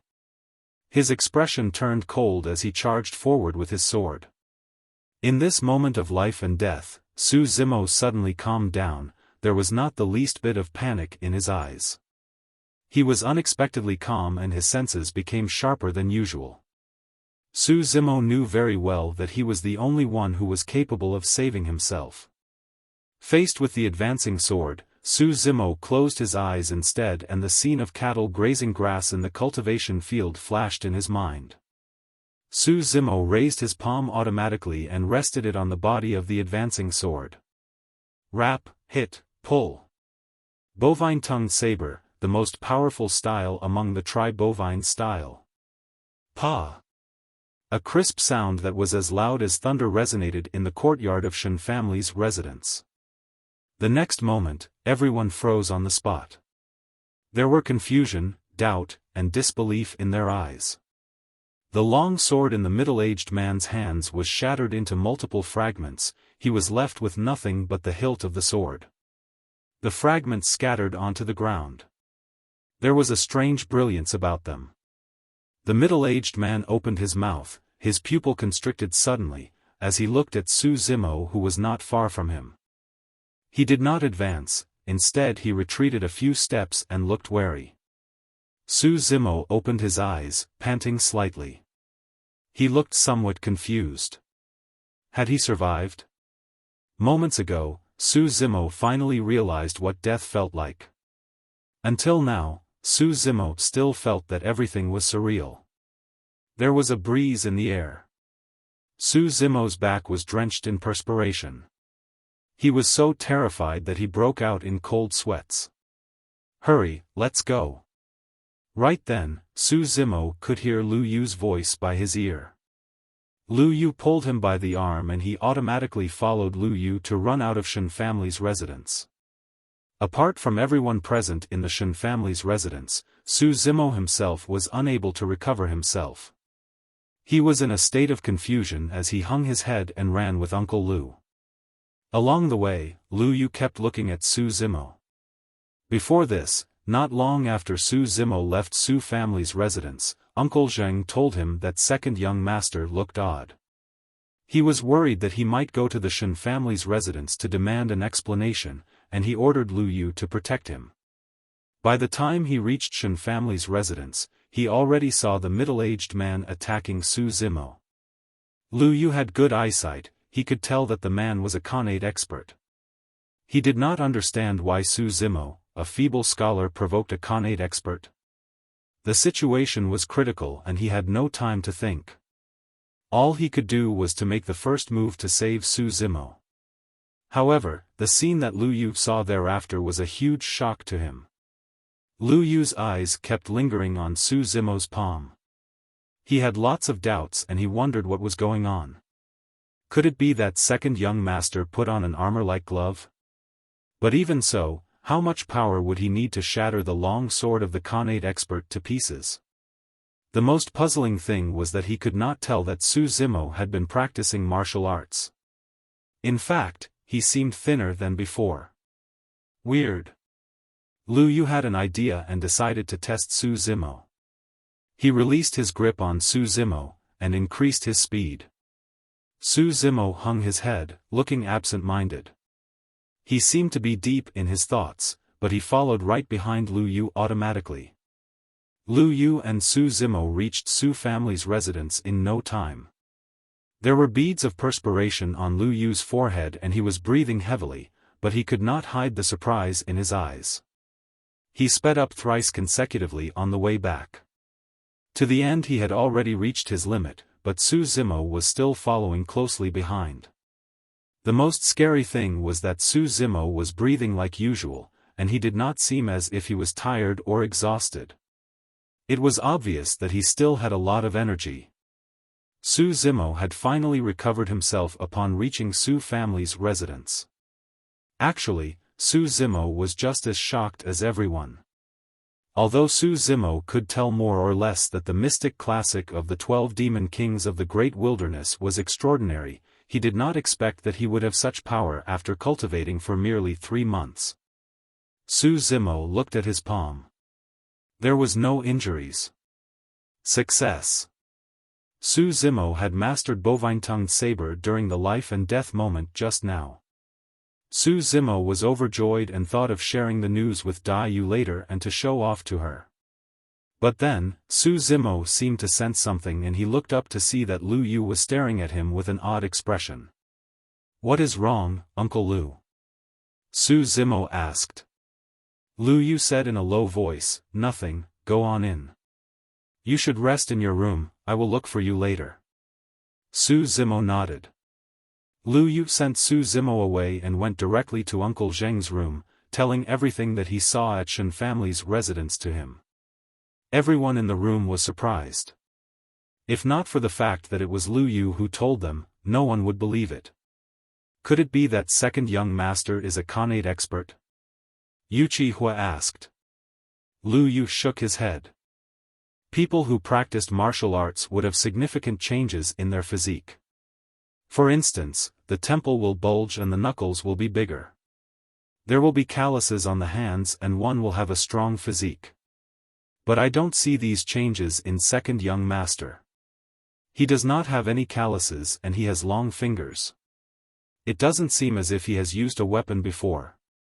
Uncle Zheng also said, second young master has spent all his time on studying, he didn't have the chance to practice martial arts. It's impossible that we not know about it. What's more, one would need to practice for 10 years before one can advance to a Connate. And we are referring to those who are gifted and cultivated and practiced the mental cultivation method and internal power. Second young master is still so young. Lu Yu thought about it and said, on the way back, I deliberately tested second young master and I can be certain that his movement technique is faster and above me. Ah! Everyone was shocked. As the leader of the Su family guards, although Lu Yu was not well versed in movement technique, he ranked the top 10 in terms of his speed. Uncle Zheng frowned and asked, did second young master cultivate some superb qigong? There were superior qigong in the pugilistic society that were similar to chasing toad in 8 steps. After cultivation, one was as light as the swallow and it could indeed increase the speed of one's movement technique. Unlikely. Lu Yu shook his head and said, second young master merely kept up with me without using any martial arts. He did not use any clever moves. Everyone was puzzled. Lu Yu said in a low voice, if I am correct, the middle-aged man is Tang Mingjun, he is known as the soul-reaping sword. He is an early-stage Connate expert. This does not make sense. Why will a Connate expert attack second young master? Won't it be a disgrace to him? Uncle Zheng frowned slightly. What Uncle Zheng meant was that if the person wanted to kill second young master, he could send anyone who had practiced martial arts. There was no need for a Connate expert to do it. Actually, Lu Yu arrived too late in time, he did not see that Su Zimo had killed 3 people consecutively. By the time he arrived, Su Zimo was in a dangerous situation. Lu Yu had yet to take in the surroundings around him and he brought Su Zimo to flee from Shen family's residence. No one present would have known that it was not that Tang Mingjun, the soul-reaping sword, wanted to attack Su Zimo, in fact, he was forced to do it. Oh no! Right then, one of the Su family guards pushed the door open, looking alarmed and panicked. There are many people outside. They look aggressive, saying that they want second young master to pay a life for a life. Don't panic, who are these people? Lu Yu asked in a deep voice. They are from Zhao family and Li family. Shen Nan from the Shen family also brought many people with him.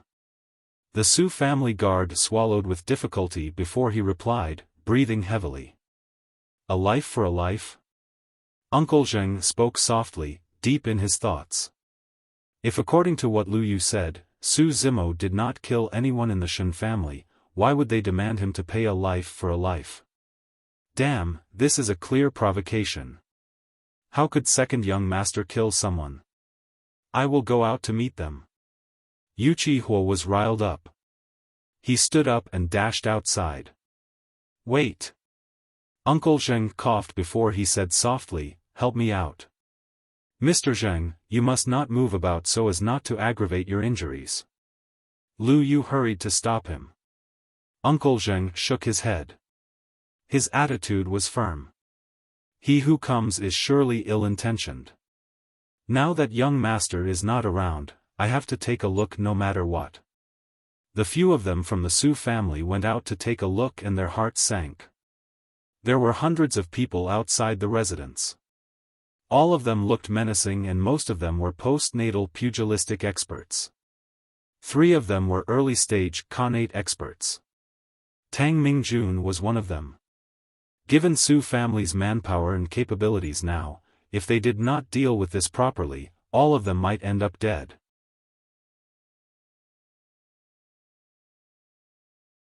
Chapter 8, Su Hong. Chapter 8, Su Hong. The burly chap dressed in martial arts outfit standing behind young Master Zhao might be a mid-stage Connate. Everyone, try to take things lying down and don't take the offensive. We must wait until young Master is back. Uncle Zheng whispered. Everyone in the Su family was shocked.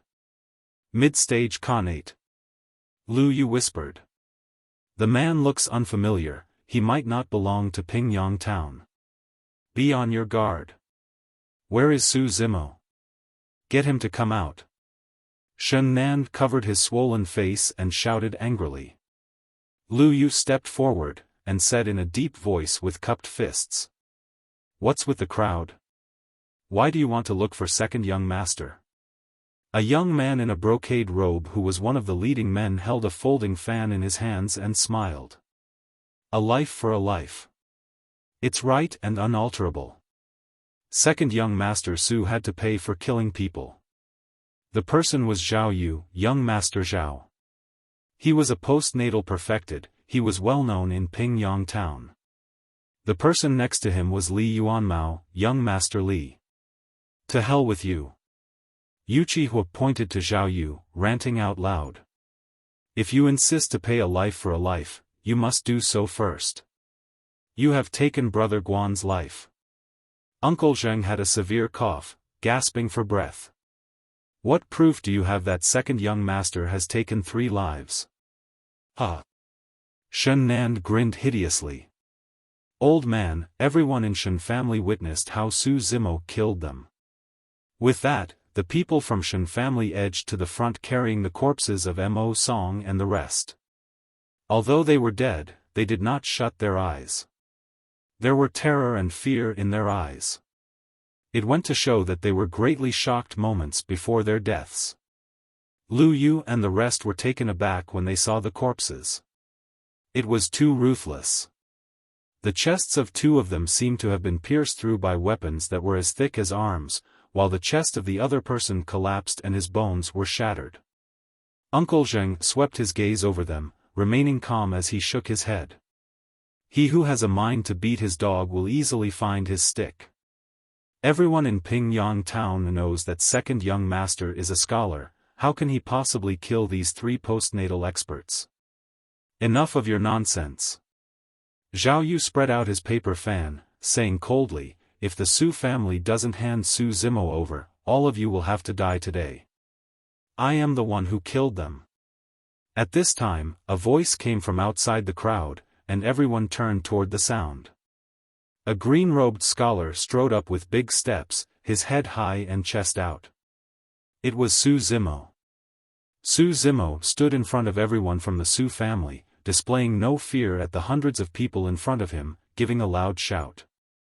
I killed them, I will take responsibility for it. Second young master, don't be impulsive. Yu Qihua stopped him. Lu Yu whispered. Second young master, they have evil intentions. They are after other motives. It is just an excuse to look for you. Don't fall for it. He. Li Yuanmao had a strange smile. Since second young master Su has admitted to it, things are simple. Get him. Protect second young master. Uncle Zheng's tone was firm and steady. At no costs. Clang. Everyone unsheathed their weapons. Lu Yu and the rest surrounded Su Zimo and Uncle Zheng, protecting them from the crowd. The 2 parties were on the verge of breaking into fights. Zhao Yu kept his folding fan and coldly said, capture Su Zimo. Kill all those who stand in the way. Su Zimo clenched his fists, getting ready to execute plow heaven stride. He wanted to dash into the crowd to fight with the Connate experts. In all fairness, he could hardly deal with the early-stage Connate experts. Moreover, there was a mid-stage Connate expert among them. But right now, there were no other options. Suddenly, galloping sounds could be heard from afar. In no time, it was nearing them. I will kill whoever who dares to touch my younger brother. Su Hong shouted. The crowd dispersed, as a single man rode a horse and galloped toward them, full of murderous intent. He tightened the reins upon reaching Su family's residence. The man rode on a tall horse and held an iron spear of the flowing spring. There was a powerful and murderous aura about him. His gaze was fiery and one dared not look him in the eyes. There was a hideous scar on the person's face. It stretched from his glabella to his earlobe. Although it had healed, the tender red skin near the wound was protruding from the scar.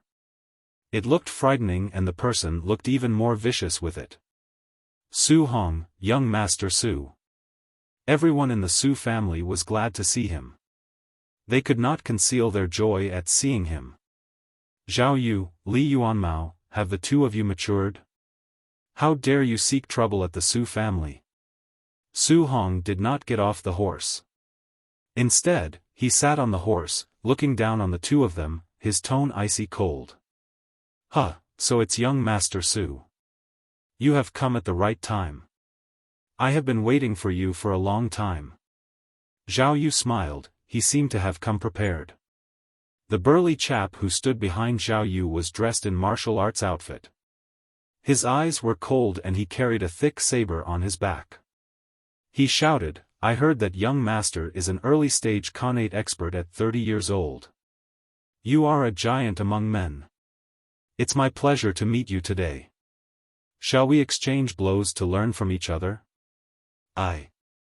I have no interest in the name of the dead. The person had yet to finish his sentence and he was cut off by Su Hong. Go! Su Hong gave a soft yell and his horse charged forward, reaching the burly chap dressed in martial arts outfit in no time, thrusting his long spear at the same time. You must be courting death. The burly chap looked calm while he took out his thick sword, releasing his Connate aura. He jumped up, raising his arms while swinging his saber at Su Hong who was coming toward him. He is indeed a mid-stage Connate. Lu Yu nodded. Su Zimo felt nervous upon hearing his words. The Zhao family had come prepared. They even estimated that Su Hong might rush back and therefore they asked a mid-stage Connate expert to deal with him. Su Zimo swept his gaze over the crowd. To his surprise, neither Lu Yu nor Uncle Zheng and the rest of them were nervous. What did that mean? He was still pondering when Su Hong and the burly chap exchanged blows. Clang!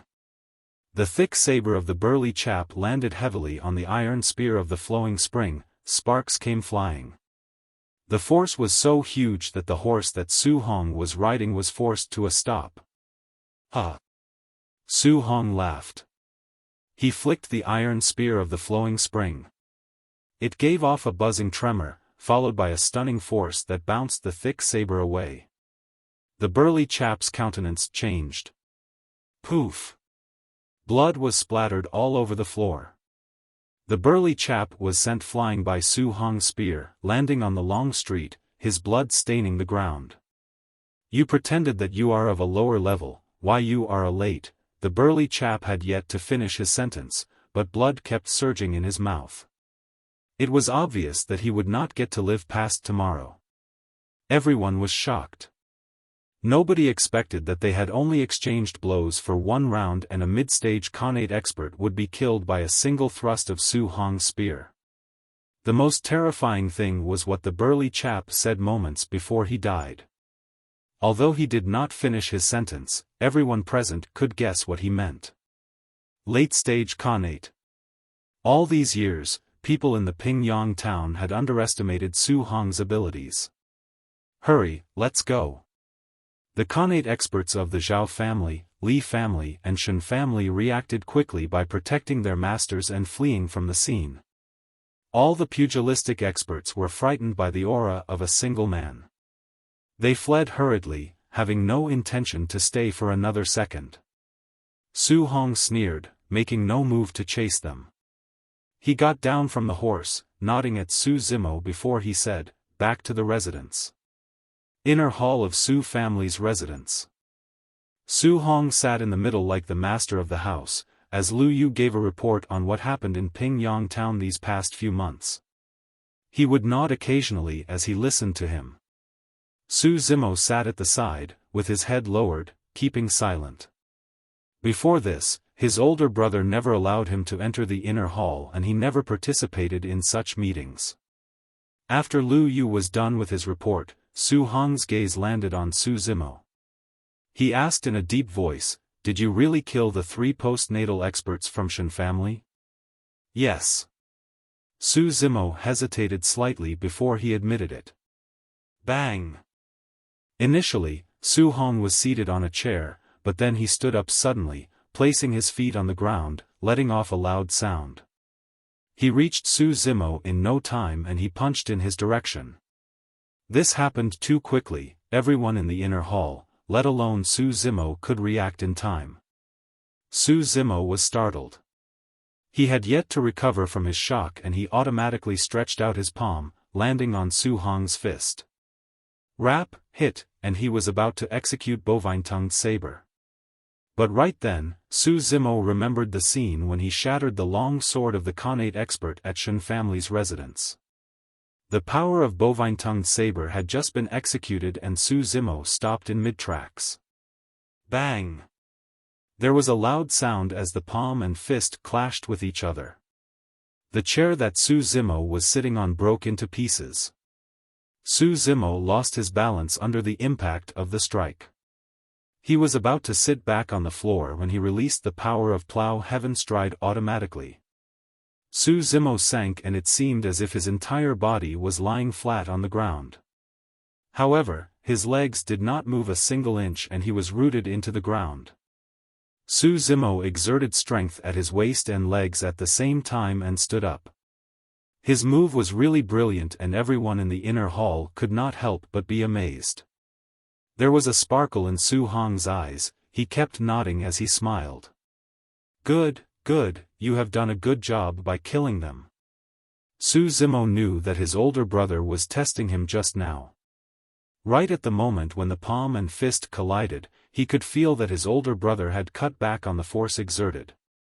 Of course, Su Zimo did not use all his force, he stopped in mid-tracks as well. Su Zimo knew the power of Bovine-tongued saber. He dared not use it on his older brother. Zimo, you should go back to rest. It is nothing to lose the scholarly honors. There are plenty of good ladies in the world. Don't take it to heart. Xiaoning will be back from Tsanglang City soon. If you have time, do keep her company. Su Xiaoning was Su Zimo's younger sister. She was 2 years younger than him. She was sent by Su Hong to study at Tsanglang City as well. Su Zimo smiled as he agreed to it, he then turned to leave. Su Hong watched as Su Zimo left. He remained silent for a long while, seeming to have mixed feelings. Young master? Lu Yu asked softly. Su Hong recovered himself, speaking softly, I don't think Zimo is cultivating any internal power. He used his body strength to withstand the impact from my fist just now. I have heard from others that some people are born with immense strength. Second young master could be such people. Lu Yu was glad. Su Hong smiled. This is not just a matter of strength. When we sparred just now, I felt pain in my arm. It was as if it has been distorted. I suppose, he did not use his full force. Yuchihua said, since second young master is so capable, why don't we tell him about our origin and our intention? No. Su Hong shook his head. His attitude was firm. Previously I forbade Zimo from learning martial arts as I don't want him to be embroiled in it.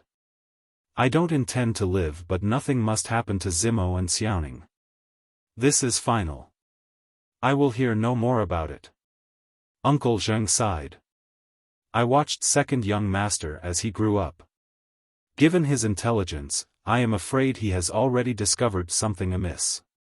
He won't know as long as we keep it a secret.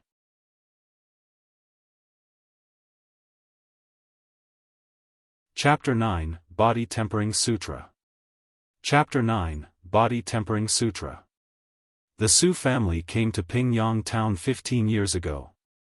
There were only Uncle Zheng, Lu Yu and some other people with them. Su Hong was 15 years old, while Su Zimo was only 2 years old and Su Xiaoning was just born. Their parents died that year. According to the Su family, they encountered a lot of beasts where they passed by Canglang mountain range. Many of them died, and their parents were among those who died. Su Zimo had always been skeptical of this statement all these years. Su Zimo felt that his older brother and the rest of the Su family had been hiding many things, other than their parents' death from he and his sister. Back then when his older brother gave him the mansion, it was said that he could study hard without anyone disturbing him, but Su Zimo knew that his older brother meant to send him away. Su Zimo studied hard to get scholarly honors so that there would be a day where he could help his brother. However, Su Zimo had finally sorted out his thoughts after reaching his mansion. Since his brother refused to tell him, he would not force him. His only hope was that he would become stronger so that no matter how dangerous the situation was, they could survive it. Su Zimo stepped into the cultivation field. Dai Yu was lazing around on the green stone. She did not cast him a look. It was as if she did not see Su Zimo come in. "I have succeeded at Bovine-tongued saber," Su Zimo said. Dai Yu acknowledged him with an indifferent attitude. Su Zimo knew that it was considered as a praise to get Dai Yu's acknowledgement. "Go in to cultivate." Dai Yu pointed to the wooden barrel not too far away. The wooden barrel had been in the cultivation field for quite some time. It had always been empty. Su Zimo had no idea what it was used for. Today, the barrel was filled with a thick black liquid, exuding a strong smell of medicine. "So it is for my cultivation." Su Zimo jumped in without another thought. Pust. Su Zimo sucked in a cold breath as soon as he jumped into the barrel. His countenance changed. Cold. Too cold. Su Zimo felt that his hands and limbs were turning numb in no time. His hair was covered with a layer of frost. His face had turned gray and his lips purple. His body could not help but tremble uncontrollably. "What is this?" Su Zimo said in a quavering voice. Dai Yu spoke lightly, "You can come out if you can't take it." Su Zimo could not stand it anymore. He even felt that if he continued to stay in the barrel, he would freeze to death. Su Zimo had just gotten up getting ready to jump out when he caught a glimpse of scoff in Dai Yu's eyes. He was riled. He clenched his teeth and sat back down in the barrel. He had only taken 10 breaths and he felt a chill to his bones. Under the stimulation of the medicinal liquid, Su Zimo began to lose his consciousness. Su Zimo remembered what Dai Yu said to him in the past: "If you want to learn this cultivation technique, you will experience unimaginable dangers. You may lose your life at any time. Do not expect me to save you." Su Zimo knew that even if he froze to death, Dai Yu would not save him.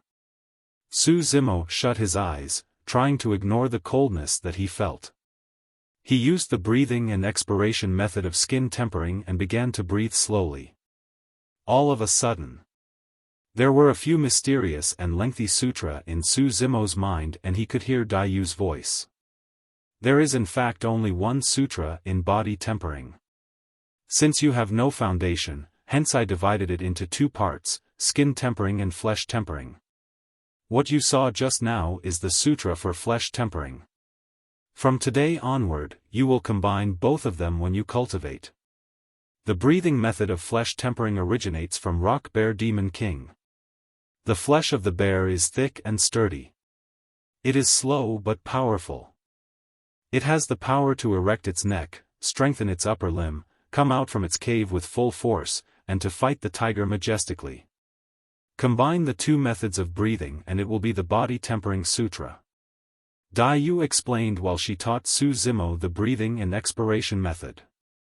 Su Zimo began to get the gist of it gradually and his breathing became slow and long.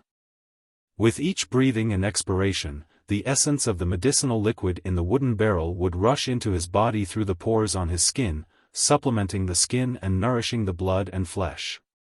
This kind of cultivation method was much more direct and effective than devouring food and cultivating. Su Zimo felt that his own flesh and blood were being nourished. His skin had toughened and he seemed to have grown more muscular. If Su Zimo opened his eyes at this time, he would see an even more shocking scene. The black viscous liquid had formed a huge vortex in the wooden barrel. Su Zimo hovered in the middle of the vortex. A cow-shaped monster and a bear-shaped monster loomed next to Su Zimo. They were hazy but their eyes were bright and exuded a cold eerie light. They looked ferocious and they exuded an aura that could shake heaven and earth. With the passage of time, the chill in the body gradually dissipated. An inexhaustible amount of essence continued to cleanse his muscles and skin. Su Zimo's realm had been advancing rapidly. In the blink of an eye, the night had passed. Su Zimo opened his eyes and was surprised to find that the liquid in the wooden barrel had become transparent and was as clear as water. Dai Yu jumped down from the green stone, saying, "I will impart 3 more styles to you.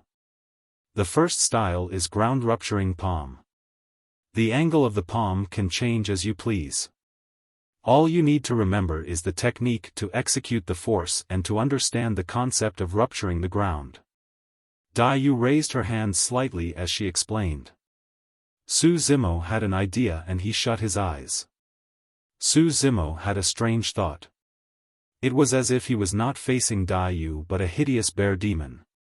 It raised its gigantic bear paw and smashed it down suddenly. Although Su Zimo knew that it was only an illusion, under the powerful impact of the slam, he could not help but retreat. Swoosh!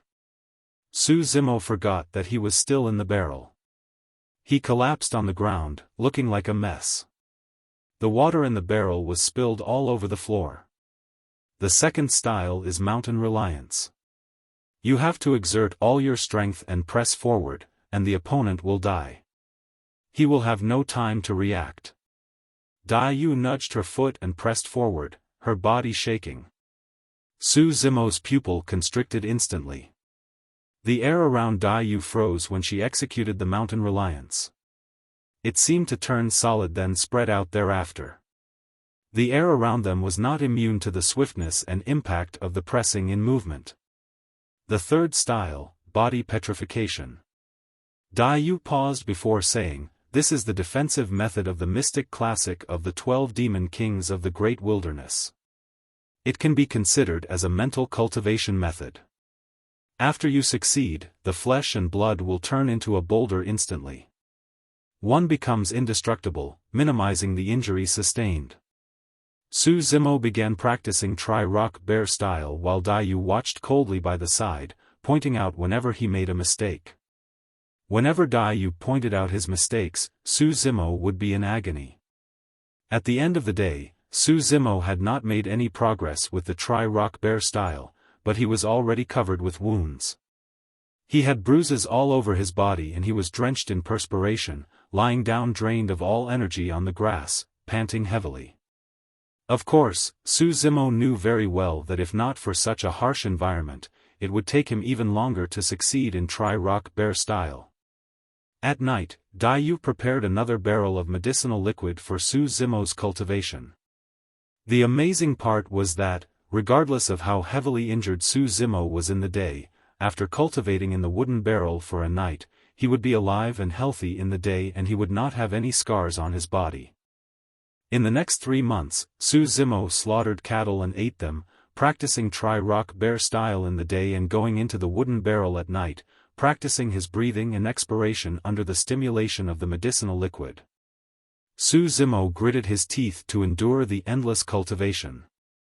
Under such a harsh cultivation environment, Su Zimo had a deeper understanding of body tempering sutra. He was able to reach initial success at his ground-rupturing palm and mountain reliance. However, he did not make much progress with body petrification. Su Zimo's skin had changed from the rough texture when he first practiced Bovine style to being smooth and delicate. It was as if he had regained the natural state. His skin looked as fair as jade, but in fact it was even tougher than before. Su Zimo had become more muscular and his body was firm and sturdy. He seemed to become taller. Although he was only 17 years old, he was more than 6 feet tall, similar to Dai Yu's height. 3 months ago, when Su Zimo tried his hand at Shen family's residence, he was slashed by swords in the fight. Although he did not sustain any external injuries, the impact from the saber and sword still caused damage to his muscles and he was in pain for a long time. Right now, Su Zimo surmised that if he was stabbed by postnatal perfected experts, it would not cause any damage to him. After cultivating body tempering, and through half a year of tough practice, his body was similar to swords and sabers. Of course, these were not the only changes he underwent after cultivating body tempering. He had immense strength and amazing speed. There was a sharpness in his gaze. All these brought about a transformation in Su Zimo. This morning, Su Zimo walked out of the cultivation field. He changed into a green robe, tidied up and went to the Su family's residence. Su Xiaoning would be back today. Regardless of whether it was Su Zimo, Su Hong or anyone else in the Su family, everyone doted on her and could not bear for her to suffer any grievances. Su Zimo reached Su family's residence in no time. Second young master is back. The people in Su family were delighted and greeted him warmly. Su Zimo smiled and nodded at them. After recuperating for 3 months, Uncle Zheng's injuries had healed, but he seemed much older than before. Brother is not around again? Su Zimo asked casually. Uncle Zheng smiled. He is caught up with business recently. He had to take care of the business and won't be able to make it back today. Su Zimo and Uncle Zheng chatted in the hall while waiting for Su Xiaoning to return. 2 hours had passed. 4 hours. Noon had passed. Canglang City was not too far from Pingyang Town. It would take at most 2 hours to reach by foot. But right now, Su Xiaoning had yet to come back. Su Zimo turned solemn, there was a cold glitter in his eyes. Uncle Zheng frowned, thinking before he shouted. Lu Yu. Here. Uncle Zheng said in a deep voice, bring some men to Canglang City and check whether Miss Su has set off or not. Report to me if there's any news. No need. Su Zimo waved his hands. He knew his sister best. Su Xiaoning had been very obedient since a young age. She would never do things that would cause her family to be worried. Since Su Xiaoning had yet to reach Pingyang Town, there was only one explanation. She had run into mishap. Su Zimo stood up slowly, his expression cold. Uncle Zheng and Lu Yu could feel a suffocating pressure at his single movement. These two people had been through multiple fights and battles and had many experiences where they had a close brush with death. They had no fear even when they faced immortals or thousands of army. But right now, they could not help but tremble with fear when facing Su Zimo. Second young master has indeed changed. Uncle Zheng and Lu Yu stared at each other, having the same thought. Report, Shen Nan from the Shen family is outside the door, seeking entry. One of the Su family guard shouted. Uncle Zheng took in a deep breath. Let him in. Hee, how are all of you doing? Shortly after, Shen Nan who was clad in white strolled in smilingly. Su Zimo did not utter a word, his eyes narrowed slightly as he stared at Shen Nan. Shen Nan's heart skipped a beat. For some unknown reason, Shen Nan felt like being targeted by a ferocious tiger and a starving wolf. He might be torn into pieces in a blink of an eye. I am only here to send a message. Zhao family and Li family wanted to invite the two young masters of Su family to a banquet, Shen Nan hurried to say, feeling somewhat guilty. Su Zimo came to Shen Nan's side, saying calmly, my brother is not in, I will go with you. Second young master, there must be something funny about the banquet. You must not go. Lu Yu hurried forward and whispered to Su Zimo's ears. Su Zimo swept his gaze at him. Lu Yu bowed his head, and said through clenched teeth, "Second young master, I will go with you." Su Xiaoning was missing and the Zhao family suddenly invited Su Hong and Su Zimo to a banquet. It was obvious that it was an ambush. He might not make it back alive.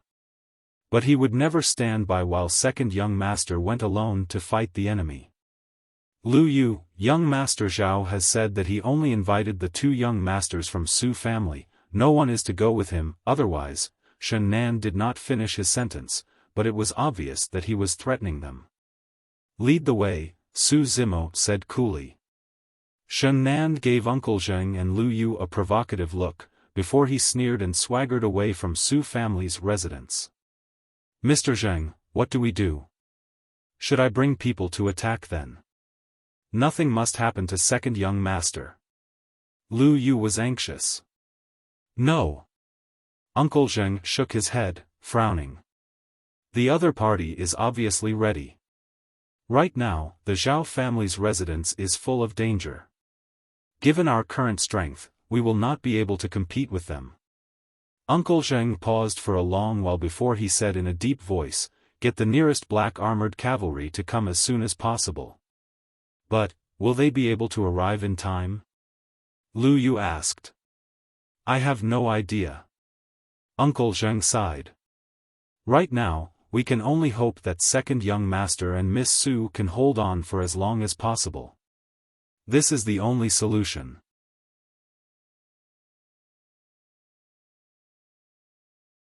Chapter 10, Attend the Banquet Alone. Chapter 10, Attend the Banquet Alone. Su Zimo had just entered the Zhao family courtyard, and the door slowly closed behind him. The 2 sides of the courtyard were full of people. They were postnatal experts. They had their weapons ready, they were glittering with coldness. They looked surprised when they saw that it was Su Zimo who arrived at the courtyard. Many of them ridiculed and sneered, shaking their heads at him. The hall at the Zhao family's residence was situated at the end of the courtyard. There was an 8-seater square table at the end. Many people were already seated, including Zhao Yu and Li Yuanmao. Shen Nan arrived with Su Zimo and went to take a seat at the table. Su Zimo walked slowly into the hall, his eyes sweeping over everyone, looking calm and composed. There were a total of 17 people in the hall. Except for Zhao Yu, Li Yuanmao and Shen Nan, everyone was a Connate expert. Among them were Tang Mingjun, the soul-reaping sword, who once sparred with him in Shen family's residence. Out of the 14 Connate experts, 7 of them had stronger aura than Tang Mingjun. 3 of them had the strongest aura. Not surprisingly, 4 out of the 7 people were mid-stage Connate experts, while the other 3 were late-stage Connate experts. Su Zimo had a grasp of the situation now. The Zhao family was obviously taking drastic measures to deal with a situation. They wanted to get rid of he and his brother today. Unfortunately, Su Hong was not around. "We wanted to catch a big fish, but we did not expect to catch a small shrimp instead. If we had known, there is no need to gather such a crowd over here." Zhao Yu sneered, looking at Su Zimo with disdain. "Where's my sister?" Su Zimo sounded calm and composed. Zhao Yu clapped his hands. 2 women walked out side by side from the back of the hall. To be exact, one of which was being held hostage. Su Xiaoning wore a green dress, looking quick-witted. She was 15 years old, and she was already beautiful and had a flawless complexion. However, at this time, Su Xiaoning had tears in her eyes and she was trying to contain her tears. She pursed her lips as she stared at Su Zimo, refusing to say a word. Su Zimo's heart ached at the sight of her. All these years, this was the first time that he had seen his sister in such a predicament. She must have suffered a lot of grievances. Li Yuanmao smiled. "The person next to her is my younger sister, Li Xiangtong. It seems like she gets along very well with Miss Su." The lady next to Su Xiaoning smiled, pulling Su Xiaoning to take a seat. She waved a sharp dagger in her hands while she spoke softly, "Sister, don't cry. I'll do manicure for you. While Li Xiangtong was talking, she pulled Su Xiaoning's trembling fingers and glided the dagger gently across the fingertips. Ya! Li Xiangtong gasped softly as drops of blood oozed from Su Xiaoning's fingertips. It was glaringly red. Sister, you must not tremble. Fortunately I was being careful, otherwise your fingers would be cut off. Li Xiangtong had a malicious smile on her face. Su Zimo did not move a single inch. Li Xiangtong was no weak lady. She was a postnatal expert. Su Zimo and Li Xiangtong were separated by an 8-seater square table. They were 4 mid-stage Connate experts, 3 late-stage Connate experts seated at the table. There were also 7 early-stage Connate experts who stood by both sides of Su Zimo. Su Zimo had no way to save her. Well. Right then, an elder in his 50s, seated at the 8-seater square table, clapped his hands slowly, as he nodded and said, faced with calamities, he is still able to remain calm and unperturbed. He is a talent. This is no small shrimp. Given his temperament, he is worthy of this banquet. Zhao Yu curled his lips. I am Zhao Qingping, the master of Zhao family. The elder in his 50s pointed to the left and said, this is the Li family's master Li Xing, as for this. Zhao Qingping looked to the right, saying in a deep voice, this is Zheng Yao, swordsman Zheng from Canglang City. People hailed him as Thunderbolt Saber. The person who died under Su Hong's spear 3 months ago was swordsman Zheng's junior martial brother. These 3 were late-stage Connate experts. Su Zimo remained composed as he spoke slowly, the family should not be implicated in the pugilistic affairs. Will the few of you let her go and I will stay behind to accompany you? You are not considered as part of the pugilistic society. You are merely an inferior commoner. Li Yuanmao smiled and made a dig at him. Zhao Yu spoke in a peculiar tone, it is all right if it is your brother, Su Hong, but you are not qualified. Brother, run. Su Xiaoning had barely said a few words and her mouth was covered by Li Xiangtong. She could only utter a few sounds, her tears rolling uncontrollably down her cheeks. Zhao Qingping sighed. I am an elder, and I don't want to lower myself to your level and deal with a junior like you. However, the Su family has been too arrogant. Su Zimo spoke with mockery, one should fight openly for any disputes between the family clans, the Su family would not shy from it. Aren't you worried that you will be a laughingstock by doing these insidious things? Li Xing, the master of the Li family laughed and shook his head. Young lad, you are still very inexperienced. You have not encountered any sinister events in the pugilistic society. This is nothing compared to it. Is Li Xiangtong your daughter? Su Zimo raised his eyebrows slightly, asking a seemingly insignificant question. So what if she is? Li Xing snorted. Then prepare to die. A loud snarl that sounded like thunder resonated in the hall. In the meantime, Su Zimo strode forward, releasing the impact of plowing the heavens.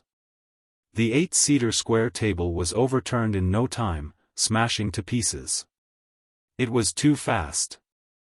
No one would have thought that under such circumstances, Su Zimo would make the first move even when he was unable to save himself.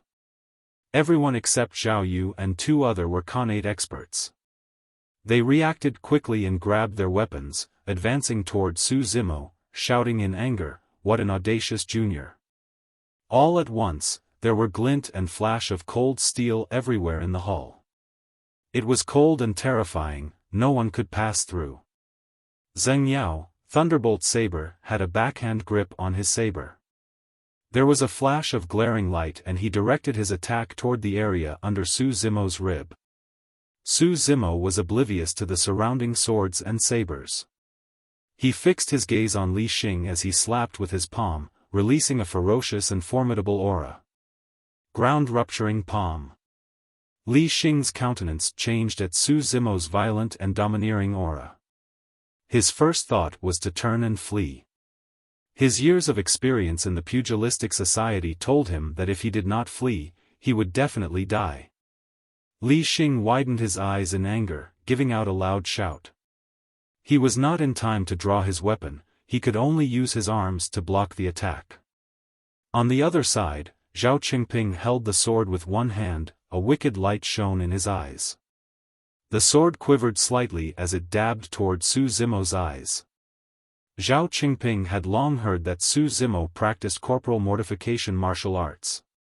But no matter what type of corporal mortification martial arts one practiced, one's eyes were still vulnerable. Snap! There was a loud bone-cracking sound. Li Xing shrieked in pain. Su Zimo slapped his palms against Li Xing's arms, breaking his bones. The broken bones protruded from the flesh, being exposed. It was a gruesome sight. A late-stage Connate expert could not survive one single stroke of Su Zimo's. Everyone was aghast. After executing ground-rupturing palm, Su Zimo charged forward, capturing Li Xing by the throat. At the same time, Su Zimo took a big step toward the left. He faced Zhao Qingping sideways, putting his cheek at the mercy of his long sword, while his left hand seemed as soft as the cow tongue, wrapping around his hand. Zhao Qingping stabbed his sword at Su Zimo's cheek. However, it did not pierce through his skin, instead it bent into an arc at the strong force. Pust! His corporal mortification martial arts is so powerful? Zhao Qingping was shocked. He knew that things were not going well, and he made a move to retreat. Right then, Su Zimo's palm rested on Zhao Qingping's arm that had yet to retract. Rap, hit, pull. Poof! Nothing could be seen except bits and pieces of flying flesh and spurting blood. The tendons and bones of Zhao Qingping had been shattered to pieces by Su Zimo's palm. The arm was being abruptly pulled out from the shoulder. Zhao Qingping fell to the ground, staring in shock at the blood spewing from the broken arm, howling in pain. Bang! Bang! Bang! At the same time, all the swords and sabers that were swinging at Su Zimo bounced back. Although Su Zimo's clothes had been chopped to pieces, there was no blood on his body. Impenetrable? All the Connate experts could not get past Su Zimo's defense even with their weapons. Poof! Right then, there was an abrupt sound of weapons cutting into flesh. A saber stabbed inches into the area under Su Zimo's rib. Blood oozed out and stained the clothes. Regardless of whether it was Su Zimo or Zheng Yao who grabbed the saber, both were stunned momentarily. Su Zimo did not expect that someone could break through his defense. Zheng Yao thought that he would kill Su Zimo with one stab. Instead the saber was stuck and he could not move at all. Zheng Yao was hailed as Thunderbolt Saber in the pugilistic society not because he has good with his saber. Instead it was his saber that was famous. It was extremely sharp.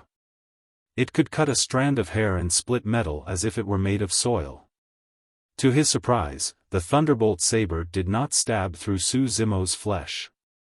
Instead it seemed to hit upon a boulder and was faced with a lot of resistance. In the end, the saber was stuck in between flesh. This was the power of body tempering. Zheng Yao retracted the Thunderbolt Saber and retreated a few steps. He did not continue to advance. Zheng Yao was wary of Su Zimo after seeing how he crushed Zhao Qingping's arm.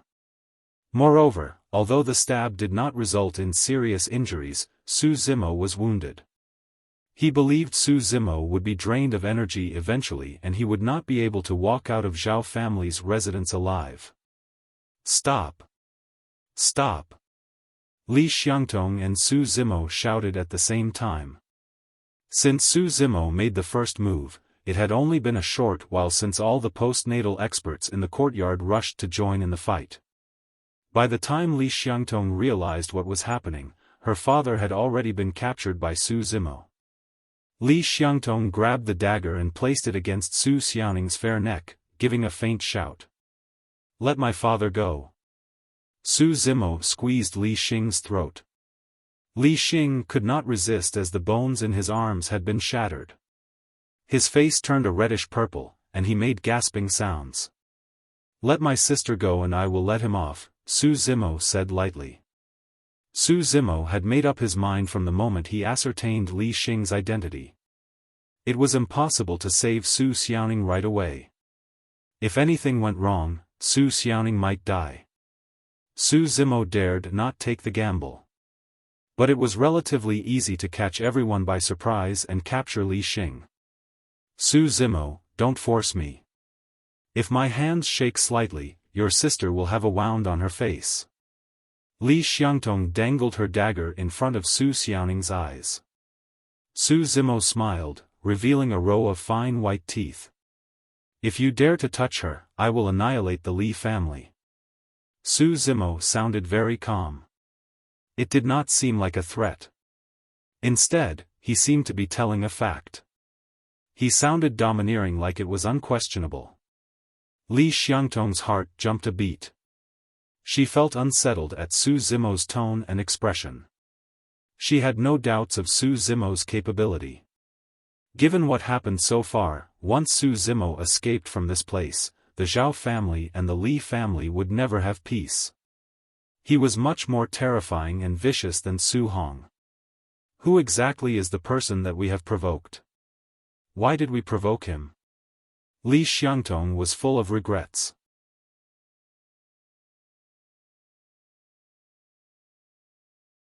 Chapter 11, Massacre. Chapter 11, Massacre. The two sides fell into a stalemate. Anyone could tell that Li Xiangtong was in a state of confusion and did not know what to do. Li Xiangtong looked toward her brother, Li Yuanmao, automatically, wanting to seek help from him.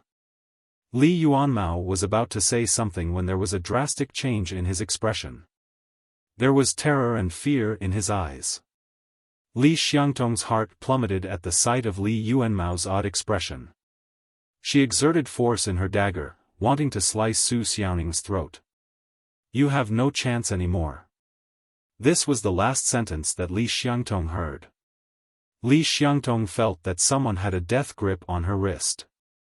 It was close to being squashed to pieces. She had no idea since when Su Zimo had reached her side.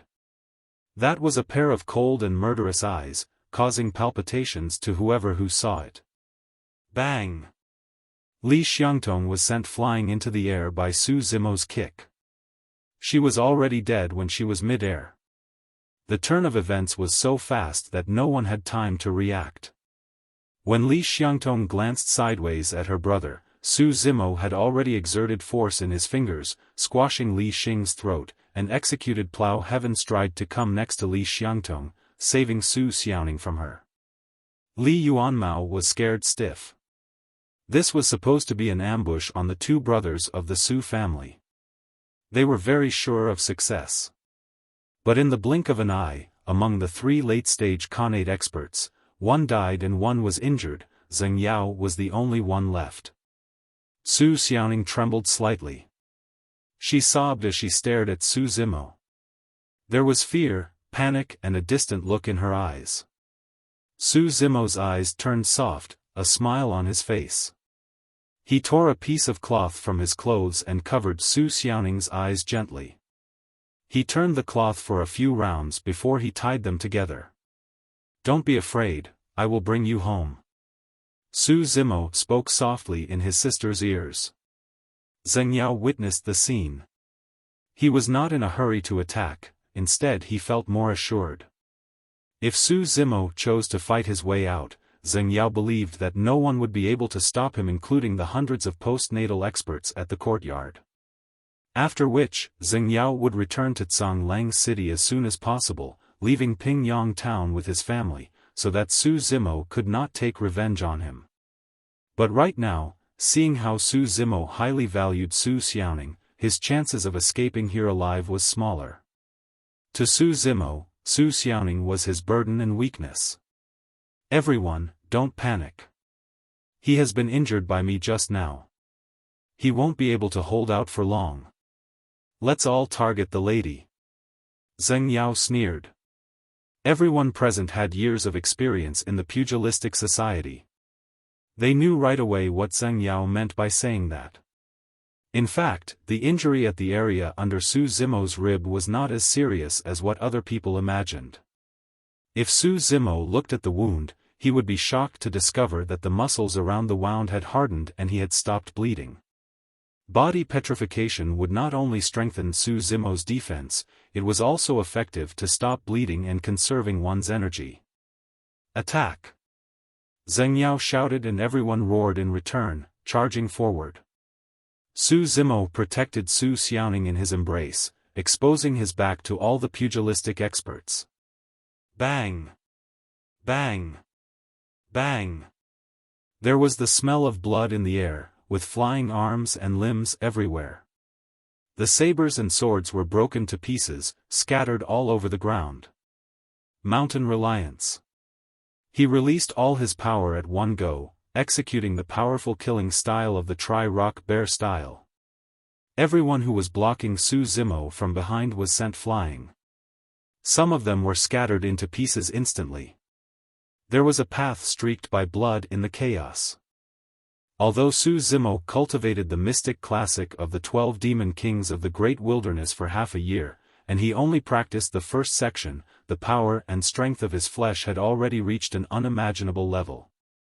Although he stood at the same spot, ordinary postnatal and connate experts were unable to injure him.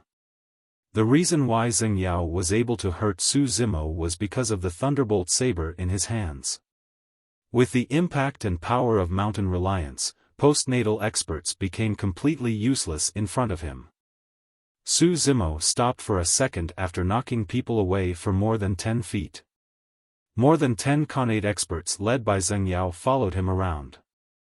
They had arrived right in front of Su Zimo. They had swords and sabers ready, there were glint and flash of cold steel everywhere, dazzling and glaring. The most important thing was that the swords and sabers were all directed at Su Xiaoning. Su Zimo only had one pair of hands, he was unable to block the advancing weapons from more than 10 experts. There was a vicious glare in Su Zimo's eyes. He changed his stance, with his back facing the experts, protecting Su Xiaoning as he tried to fight his way out. He executed ground-rupturing palm with his left hand while his right hand executed the killing technique of bovine-tongued saber. Poof! No one was spared with the use of his ground-rupturing palm. Su Zimo's right hand might seem soft, however, as he waved his hands in the air, more than 10 weapons were shattered to pieces, scattering all over the ground. Su Zimo looked domineering and imposing. He was like a man-eating beast. He was too aggressive and powerful. Pierce him. Su Zimo staggered, uttering a small sound. There was blood on his back. Although the connate experts were unable to hurt Su Zimo, Zheng Yao made use of the chance to make a slash on Su Zimo's back. The wound was more than 1 foot long, it was gruesome and hideous. Su Xiaoning's eyes might have been covered, but she could sense what was going on. "Brother, you should leave. Don't bother about me." Su Xiaoning sobbed. Su Zimo clenched his teeth, a murderous gleam in his eyes as he said coldly, "Everyone who stops me shall die." Bang! Su Zimo executed Plow Heaven Stride. He exerted strength in his legs and there were 2 chasms on the ground, gravel flying everywhere. The gravel contained the force of Plow Heaven Stride as well. When the gravel hit onto the people in the crowd, it would cause a huge destruction. Many of the broken weapons were being kicked into the crowd by Su Zimo. In a blink of an eye, Su Zimo had dashed to the surrounding wall of the courtyard of Zhao family's residence. Along the way, Su Zimo sustained 2 more wounds on his body. One of them was in the middle of his back. It was a close shave. If it was a few inches closer, Su Zimo would have died. Su Zimo finally appreciated the power of body tempering sutra. He gradually understood the benefits of soaking in the dark liquid for the past 3 months. If it was someone else, they would be exhausted from the loss of blood. However, Su Zimo's wounds were not as serious as it seemed. Every wound had begun to harden and he did not lose a lot of blood from it. Of course, if Su Zimo was able to achieve initial success at body petrification, the thunderbolt saber that Zheng Yao had would not be able to hurt him. Su Zimo protected Su Xiaoning by standing in front of her. They leaned against the wall, facing the crowd. His green robe was torn and tattered and stained with blood. He swept his gaze over the crowd. There was a burning and murderous glitter in his eyes. He was fearless. The crowd could tell Su Zimo's intention from his position. Su Xiaoning stood with her back facing the wall. Su Zimo no longer had to worry about the enemies attacking her from the back and was able to launch an aggressive attack on the enemies. As long as Su Zimo remained standing, no one could hurt Su Xiaoning. He won't be able to last for long. Kill him. Zheng Yao gave a loud shout and launched his attack. Su Zimo squinted his eyes, fixing his gaze on Zheng Yao. Zheng Yao was the only one among the crowd who posed a threat to him. To be exact, it was his thunderbolt saber that was able to threaten him. Swish! The long saber broke through the crowd. It was a fearsome sight. Su Zimo was oblivious to all the other weapons.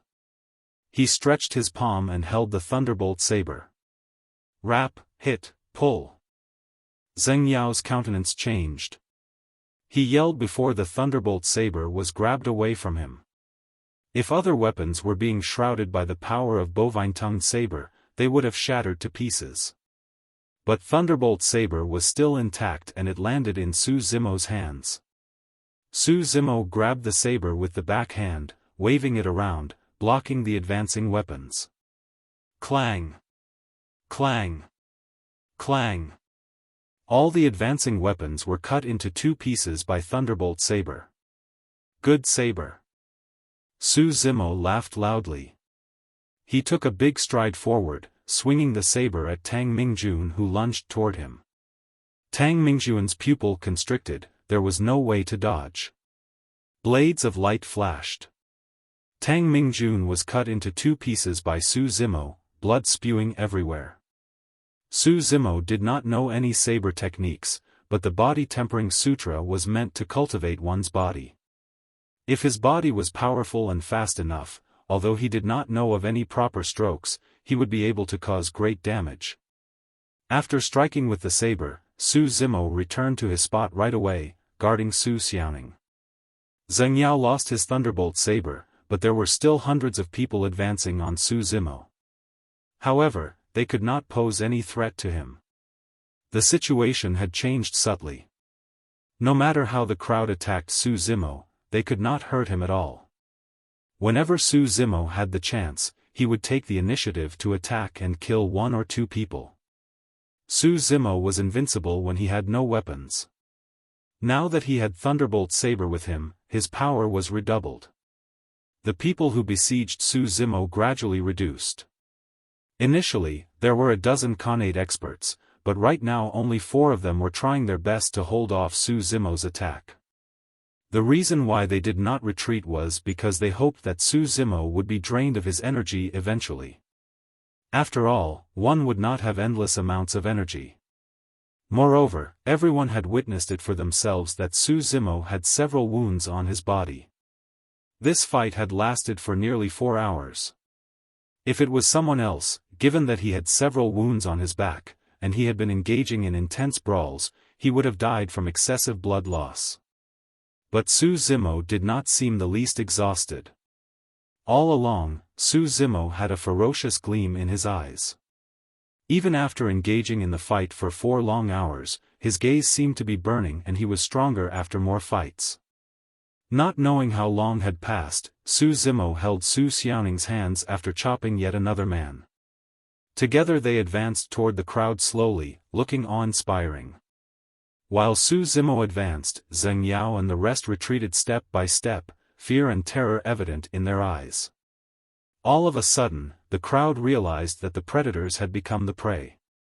Su Zimo lowered his head, looking at the long saber that was still dripping with blood, saying softly, "All of you shall not leave today."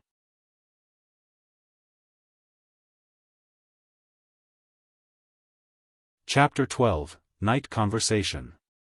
Chapter 12, Night Conversation. The ground shook turbulently, thunderous sounds of hooves could be heard. Under the sunset, a group of steel-armored cavalry armed with long spears charged into Pingyang town ferociously. The leader was Lu Yu, the guard of the Su residence. "Hurry, hurry!" Lu Yu urged the army constantly, his forehead perspiring and his expression full of anxiety. It had been 3 hours since Su Zimo left the Su residence. At the moment, even the calm and collected Uncle Zheng revealed great worries in his eyes. Lu Yu's gaze focused on a few people nearby with ghastly pale faces fleeing in panic towards his direction. They seemed to be terrified. These few people are the guards of the Zhao family. A murderous intent rose in Lu Yu's heart immediately. He wanted to order his troops to surround them. Uncle Zheng suddenly said, "Don't bother about them. Go to the Zhao residence to save people first." From the moment that they entered the Pingyang town and made their way to the Zhao residence, Uncle Zheng and the others saw about a dozen pugilistic experts. All of them were dashing out of the place desperately, looking panic-stricken. What is going on? Uncle Zheng and Lu Yu felt very uneasy. Not long after, Uncle Zheng and Lu Yu led the hundreds of cavalry to the doors of the Zhao residence. Just as they were about to break in, the doors of the Zhao residence suddenly opened. A man and a woman stepped out of it. The young girl's eyes were covered with a few layers of cloth strips that had been splattered with drops of blood. Her thin face looked ghastly pale and her delicate frame quivering. She looked so pitiful that one could not help but sympathize with her. The man's clothes were torn, tattered and badly stained with fresh, red blood. He was carrying a long blood-stained knife in his left hand and holding onto the girl with his right hand, slowly making his way out of the doors of the Zhao residence. Everyone's gaze inadvertently drifted across this pair of man and woman to the courtyard of the Zhao residence. It was a creepy scene that one would not forget for life. In the courtyard, dead bodies were scattered all over the ground. Scarlet blood was flowing quietly in between the cracks of the stones. Some people's bodies had been split into half, some of their skulls shattered into pieces and some of the heads and bodies separated with broken limbs twitching. The deathly aura was pervasive. Smell of blood filled the air. This was simply a terrifying and sinister place of eternal hell. The man was drenched in blood. Carrying a long knife, he looked like a slayer who had just emerged from hell. Nevertheless, his gaze was still bright and clear. When the afterglow of the sunset landed on the exquisite and youthful face of that man, it cast a vague and mysterious glow on it. There was pin-drop silence among the hundreds of cavalry. Seemingly suppressed by an invisible and imposing aura, even the fierce horses beneath them lowered their heads and kept quiet out of fear. To everyone, the Su Zimo at this moment was both strange and familiar. Su Xiaoning seemed to have sensed something. She could not help but tear off the strips of cloth covering her eyes and turned towards the courtyard of the Zhao residence. Su Zimo reached out his palm and blocked her sight. He said gently, "Don't look. Go home and rest. Forget about today's matter." Uncle Zheng, Uncle Lu, send Xiaoning back to the residence. Su Zimo sounded very calm but, somehow, everyone present felt very nervous. Uncle Zheng nodded and Lu Yu immediately went forward to help Xiaoning onto the horse.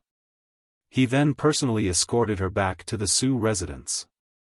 After watching Lu Yu and the group leave, Su Zimo strode off gradually. His strides were heavy, leaving a long trail of bloody footprints. It was a ghastly and horrifying sight. Second young master, you. With his back facing everyone, Su Zimo waved his hands and said, "Don't follow me." The hundreds of cavalry did not move. No one dared to question or oppose him. It was only until when Su Zimo's figure disappeared at the end of the long street that everyone heaved out a long sigh of relief. Facing this seemingly frail-looking second young master of the Su family, these warriors who had experienced gutsy massacres actually felt overwhelmed by him. "Mr. Zheng, it seems that most of the people inside are dead. There are a dozen of Connate experts and also the family masters of both the Zhao and the Li family." Yu Qihua ran out from the courtyard of the Zhao family and said in a low voice. There was a commotion. At the sight of the horrible scene in the courtyard of the Zhao family, everyone was already mentally prepared. However, no one expected a dozen Connate experts to lose their lives in this place in just half a day. Most importantly, the family masters of both the Zhao family and Li family were dead. In addition, hundreds of pugilistic experts had been killed.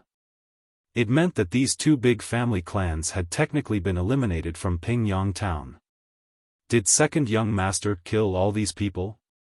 This was a doubt in everyone's heart.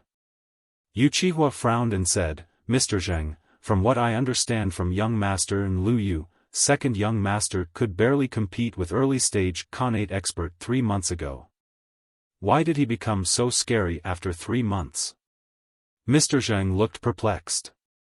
He sighed. "We have been guarding some secrets and refusing to talk about them. Our second young master.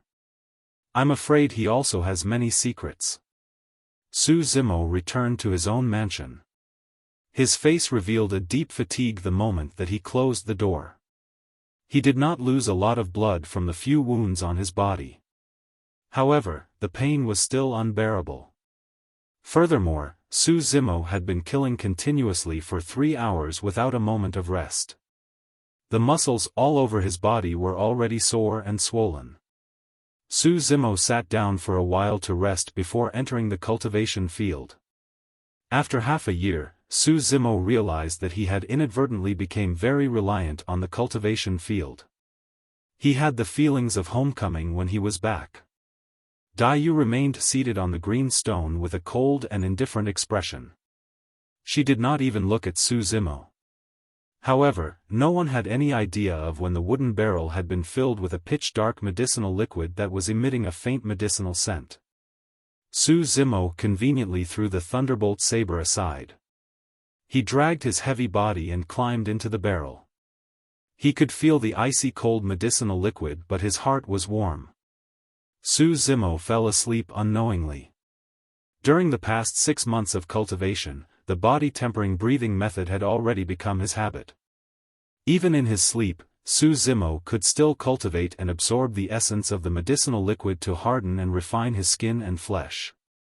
The killings this time had made Su Zimo experience the crux of body petrification. If Su Zimo was conscious, he would be shocked to discover that the wounds on his body were healing at a rate that was visible to the naked eye. The reasons were twofold. First, his body had a strong regeneration ability after cultivating the body-tempering sutra. Second, it was due to the boundless essence that originated from the medicinal liquid. The first absorption was much faster than usual. Su Zimo woke up only after 3 hours of sleep. All of his previous fatigue had been swept away and he was full of vigor and energy. Su Zimo felt something was different. He touched the wounds incurred today but did not feel any scars. There was only skin that was as smooth and fine as jade. Such powerful healing ability. Su Zimo was secretly astonished. Simultaneously, an idea flashed across Su Zimo's mind. He mentally cultivated the body petrification quietly. Su Zimo could clearly feel the tightening of his muscles instantly. Every inch of his flesh was squeezed together without any gap. They were as hard and firm as a rock. This is also considered a blessing in disguise. Su Zimo secretly thought and said. Without the trigger of these external injuries, it is most likely very difficult to understand the profound meaning of body petrification in such a short time. Su Zimo got up and said to Dai Yu, "I'm going out." Dai Yu did not seem to have heard him. She seemed to be resting with her eyes closed. Su Zimo walked out of the cultivation field, returned to his mansion and changed into a green robe. He headed to the Su residence directly. Su Zimo had pent-up frustrations in his heart regarding today's matter. However, it was not targeted at the Zhao family and Li family. Instead, it was targeted at the Su family and his older brother Su Hong. At this moment, the night was pitch dark and the streets were isolated. Su Zimo used the plow heaven stride and dashed ahead crazily. Soon after, he arrived at the Su residence. The doors of the Su family were not tightly shut. Instead, it was wide open.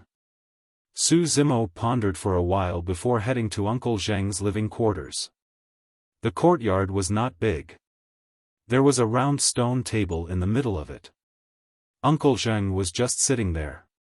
He seemed to have waited for a long time. "Second young master, you eventually still came." Uncle Zheng was a little emotional. Su Zimo sat beside the stone table and looked into both the eyes of Uncle Zheng. He said in a deep voice, "Since you know the intent of my visit, is Uncle Zheng still going to keep it from me?" Uncle Zheng bitterly smiled and shook his head. "Since a young age, older brother forbade us from learning martial arts. He sent me away to study and forbade us from intervening in the family business. There are too many things. Older brother had intentionally or unintentionally distanced Xiaoning and me from the Su family. Xiaoning is simple and innocent and doesn't sense it. But I have long noticed this." Su Zimo said softly, "If Xiaoning had learned martial arts since she was a child, today's matter might not have happened. I can tell that those people behind Uncle Zheng today are all postnatal experts who had been through countless fights and battles. Since our family clan has such strength and power, why didn't we reveal them earlier? What business is older brother into? Is he only selling horses? Why did he go to the country of Yen and not country of De Qi to do business?" Uncle Zheng looked like he was in a difficult position. He wanted to say something but held back his tongue. The two faced each other in silence. The atmosphere was becoming increasingly stifling. Su Zimo's words were startling when he spoke suddenly, "Were my parents murdered by someone?" Uncle Zheng's countenance suddenly changed. However, it reverted to normal in the next moment. "Uncle Zheng, Zimo is not the once frail and weak scholar. I believe you have also seen it yourself. What exactly is the Su family afraid of? Who is the Su family's enemy? Tell me." Su Zimo held onto Uncle Zheng's arm, his eyes shining sinisterly and coldly. Uncle Zheng gave a long sigh. "Second young master, it is not that I don't want to say it. It is just that telling you won't do you any good. Certainly, you are different from before. You have become stronger and can even kill many Connate experts. But..." After pausing for a while, Uncle Zheng shook his head and said, "After all, these are still just the strength of mortals." These words seemed familiar. Half a year ago, before she left, Shen Mengqi had told Su Zimo that even if he were to attain the postnatal or Connate realms in the future, they are only of mortal strength and could not withstand even a blow of the immortals. Su Zimo understood what Uncle Zheng was implying. However, he did not expect that the enemy of the Su family had been the legendary immortal cultivators since a long time ago. In addition, Su Zimo himself had incidentally offended a perfected golden core. All these events seemed to be part of destiny. After numerous twists and turns, they still could not get out of it. At what realm is the enemy of the Su family at? Qi Refinement Warrior? Foundation Establishment Cultivator or Perfected Golden Core? Su Zimo asked calmly. He had long heard from Dai Yu that mortals at the Qi Condensation Realm were called Qi Refinement Warrior. There were 10 levels and the 10th level was the perfected level. Those in the Foundation Establishment Realm could be called a cultivator. Only those in the Golden Core Realm were qualified to be called perfected. Obviously, Uncle Zheng was surprised that Su Zimo actually knew the terms of cultivation. His expression was full of shock. After some time, Uncle Zheng said, "The Foundation Establishment Cultivator and Perfected Golden Core are far beyond our reach. Ordinary mortals are certainly not a match for even the Qi Refinement Warrior. You may be able to kill the Connate experts now. However, even a level 1 Qi refinement warrior can kill you. Su Zimo furrowed his brows slightly. Naturally, Su Zimo did not believe Uncle Zheng's words. According to Daiyu, demon cultivation was also a kind of cultivation of Tao. It was definitely not any lesser than the 3 sects of Immortal, Buddha and Fiend. He had already mastered the body tempering section of the mystic classic of the 12 demon kings of the great wilderness. Could he not defeat even a level 1 Qi refinement warrior? Furthermore, the 2 massacres during the half a year had boosted Su Zimo's confidence greatly. Uncle Zheng, do you mean that you will tell me everything and no longer keep the truth from me if I am powerful enough to attack and kill the Qi refinement warrior? Su Zimo asked again. This. Uncle Zheng said hesitatingly. Second young master, you don't have the spirit root. You can only be immortal for life. Ultimately, you won't be a match for the immortals. Su Zimo sneered. He thought of what Daiyu had said before and casually commented, what kind of immortals are Qi refinement warrior considered as?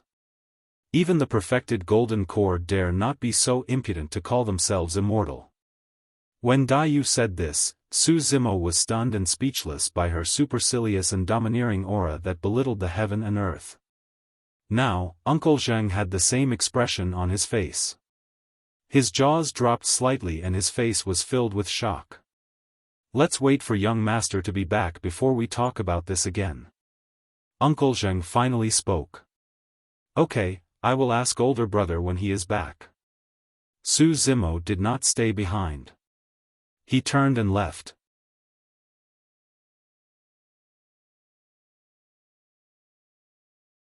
Chapter 13, Cang Lang Mountain Range. Chapter 13, Cang Lang Mountain Range. Su Zimo took the chance to return to the cultivation field when it was still dark. At the sight of Daiyu, he asked, Miss Dai, I have already mastered body tempering.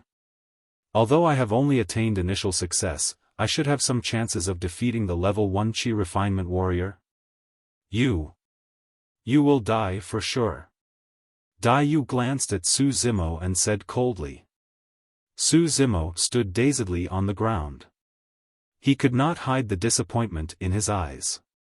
He had felt quite disdainful when he heard Uncle Zheng's words earlier, as he thought that he could suppress the Qi refinement warrior easily.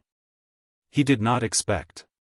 As such, doubts rose in Su Zimo's heart at this moment.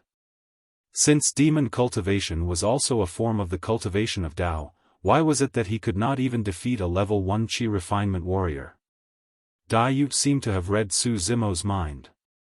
She said nonchalantly, your current strength is enough to kill a level 4 Qi refinement warrior. However, you don't have a good understanding of combat. There are too many factors that can influence combat and strength is only one of them. Kill a level 4 Qi refinement warrior. Su Zimo was stunned. He gradually recovered from his senses. So, it was not that he was not powerful enough but because he lacked the combat techniques. It was akin to a peerless knife that would unleash varying degrees of potency, depending on whose hands it landed in. Since that was the case, Su Zimo still felt a little indignant. He raised his voice, I know a little about fighting. When I was rounded up by hundreds of pugilistic experts, I can also carve out a path amidst the adversity. You have been beaten up so miserably by a group of mortals. Yet, you think that it is something worth bragging about it?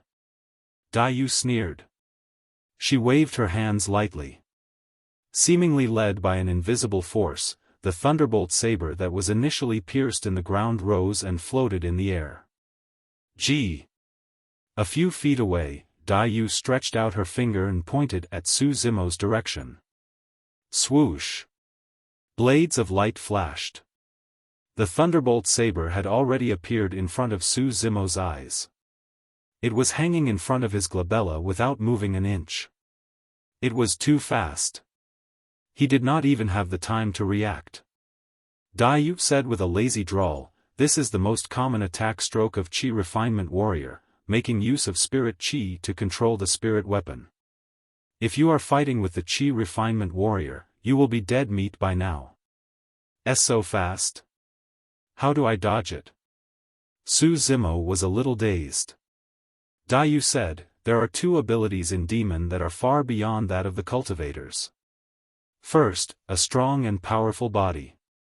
Second, an acute spirit perception. You must remember. Most of the cultivators' bodies are relatively weak.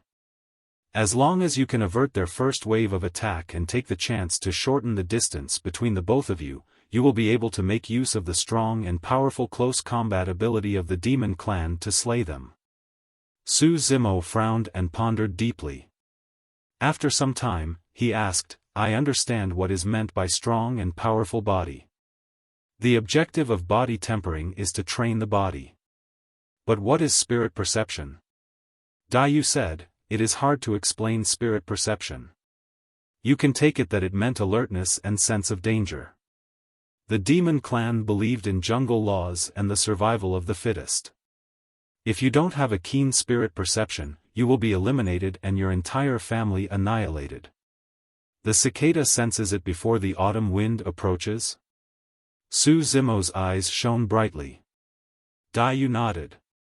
How do I cultivate the spirit perception? Su Zimo asked again.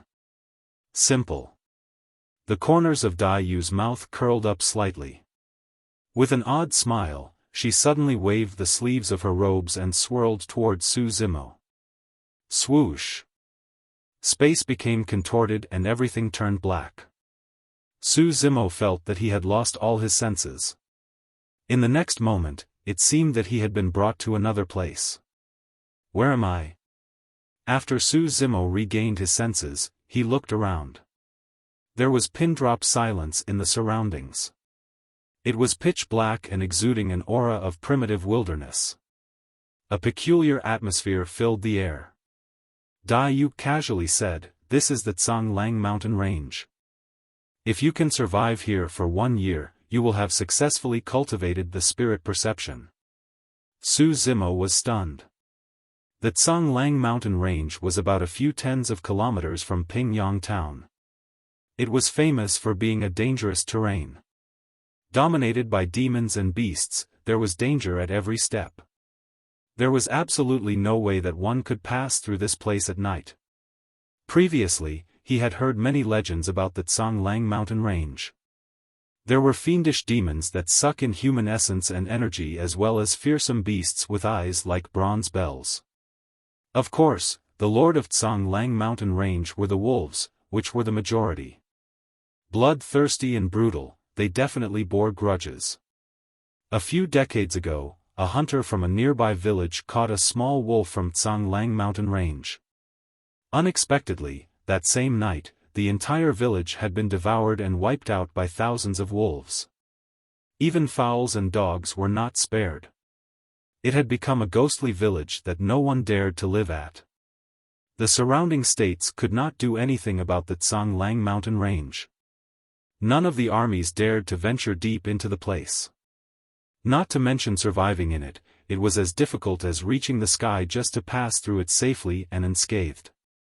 Daiyu continued to say, there is a difference in realms between the demons too.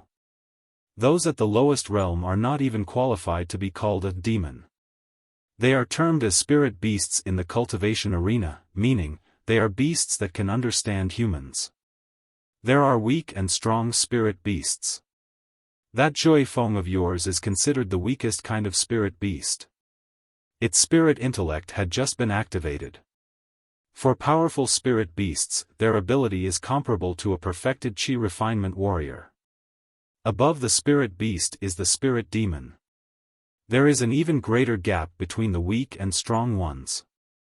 The strong ones are comparable to perfected golden core. The weak ones are equivalent to foundation establishment cultivators. Su Zimo frowned and asked, are there spirit demons in Canglang mountain range? According to Daiyu, he could not even defeat the most commonplace Qi refinement warrior, let alone the spirit demons whose abilities were equivalent to the foundation establishment and golden core realms. I don't know. Daiyu smiled imperceptibly. Su Zimo was stunned. What kind of answer was that? Su Zimo believed that it was impossible that Dai Yu did not know. The only possibility was that Dai Yu did not wish to tell him. Dai Yu said calmly, "This is a test. If you can survive, you will completely transform and unleash the true powers of the mystic classic of the 12 demon kings of the great wilderness. If you can't endure it, you will no doubt be shared and devoured by the spirit demons. Everything will end then." Su Zimo realized that if he were to survive in the Tsang Lang mountain range for 1 year, he would definitely face various kinds of spirit beasts. Danger would be lurking in every corner.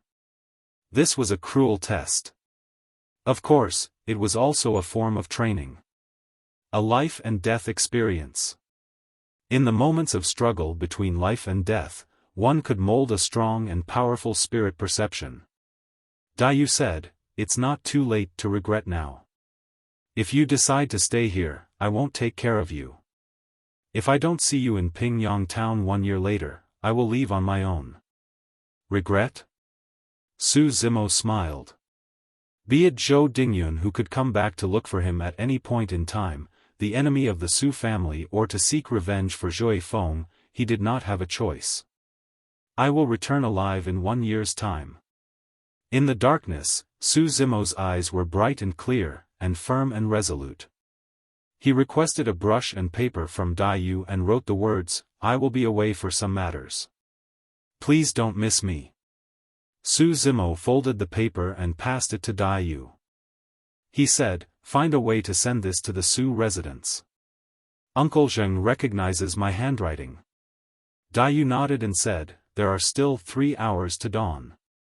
I will impart the tendon's transformation section to you and leave before dawn. You only have 3 hours to cultivate. Make full use of the time." A page of sutra verses appeared in Su Zimo's mind again. The mystic classic of the 12 demon kings of the great wilderness. Body tempering is the foundation. If the flesh and skin are not hard and strong enough, when one cultivate tendon's transformation, the body will swell and explode amidst the contraction, expansion and pulsation of the large tendons. The cultivator will become paralyzed. The tendon's transformation method originates from the Anaconda Demon King and the Sanguine Ape Demon King. Cultivate the Anaconda section, followed by the Ape section. Anaconda is the most agile one. It has the ability to cut swathes, twist and coil as well as bend and stretch. Apes are adept at climbing the mountains and ascending the rocks. Upon the initial success of tendon's transformation, the body's resilience will increase tremendously. It will be as agile as the python and as light as the ape. It will rise like the wind and fall like an arrow. Your strength will also increase. The pulsating sound of the large tendons will be similar to that of the vibration of bowstrings. Upon phenomenal success, the 3 body parts, skin, flesh and tendons, will be in perfect harmony. One will be able to expand and contract the muscles and change his figure or appearance. No one will be able to see through him unless the perfected nascent soul make use of his detection methods to do so. Dai Yu spoke about the profound meaning of tendon's transformation tirelessly. In the deep forest, it was dark and silent. Even the cicadas were not making any sound. It was only resonating with the pleasant and lazy-sounding voice of a lady. The green-robed scholar beside the lady was focused and listening attentively. Time passed and the dark sky gradually faded. When the first ray of sunlight broke through the mist and landed in the forest, Dai Yu stopped and turned to Su Zimo. She said softly, "I'm leaving." In Su Zimo's memory, he had never seen Dai Yu speaking to him with such a tone. For some unknown reason, there was a strange feeling in Su Zimo's heart. As if he had been possessed, Su Zimo asked, "If I encounter any danger, will you really leave me in the lurch?" Su Zimo regretted as soon as he finished his words. "True enough," Dai Yu sneered. "What has your life and death got to do with me?" These words seemed very cold-blooded and inhuman. After inviting a snub, Su Zimo looked embarrassed. He was silent. Dai Yu turned and left. In the blink of an eye, she disappeared into the dense forest. Su Zimo's lonely figure remained rooted to the ground. Just as Su Zimo was feeling a little disappointed, Dai Yu's voice rang again. It became increasingly distant and gradually faded off. Cang Lang mountain range is the world of demons, especially at night. If you can tide over the first month, you will have 30% chances of leaving it alive in 1 year's time. Su Zimo was stunned. No matter what, Dai Yu was not completely unconcerned about him. Otherwise, there was no need for her to impart the tendon's transformation to him last night. There is only a 30% chance of survival after enduring the first month. Su Zimo was secretly shocked. He assessed the surroundings with vigilance. After confirming the absence of danger, he tied the Thunderbolt saber on his back and sat cross-legged to recall the contents of the Tendon's Transformation Sutra.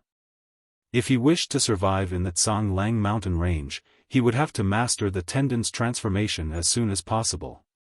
According to Dai Yu, his ability would be of a threat to the level 8 Qi refinement warrior upon attaining the initial success of Tendon's transformation. This also meant that he could slay most of the spirit beasts in the Cang Lang mountain range. His chance of survival would increase tremendously. Su Zimo constantly used the breathing and expiration method and diligently tried to comprehend the Tendon's transformation. It could be due to the foundation of the body tempering or the pressure of being in danger. Not long after, Su Zimo managed to master the initial stage of the Tendon's transformation breathing method. He did not need Dai Yu's reminder this time. Su Zimo combined the sutras of both body tempering and Tendon's transformation and cultivated them simultaneously. With each breathing and expiration, Su Zimo was hardening and refining not only his flesh and blood but also his large tendons. He had become more flexible and powerful. Su Zimo was immersed in the cultivation and had forgotten his whereabouts. After an unknown period of time, Su Zimo suddenly felt a liquid-like substance dropping onto his face. It felt a little warm and sticky. Is it raining? Just as this thought arose, Su Zimo opened both his eyes immediately. His countenance changed greatly. Wrong. How could raindrops feel warm and sticky? Su Zimo was instantly jolted awake. He finally realized that he was in the danger-filled Cang Lang mountain range and not the original cultivation field. There was danger.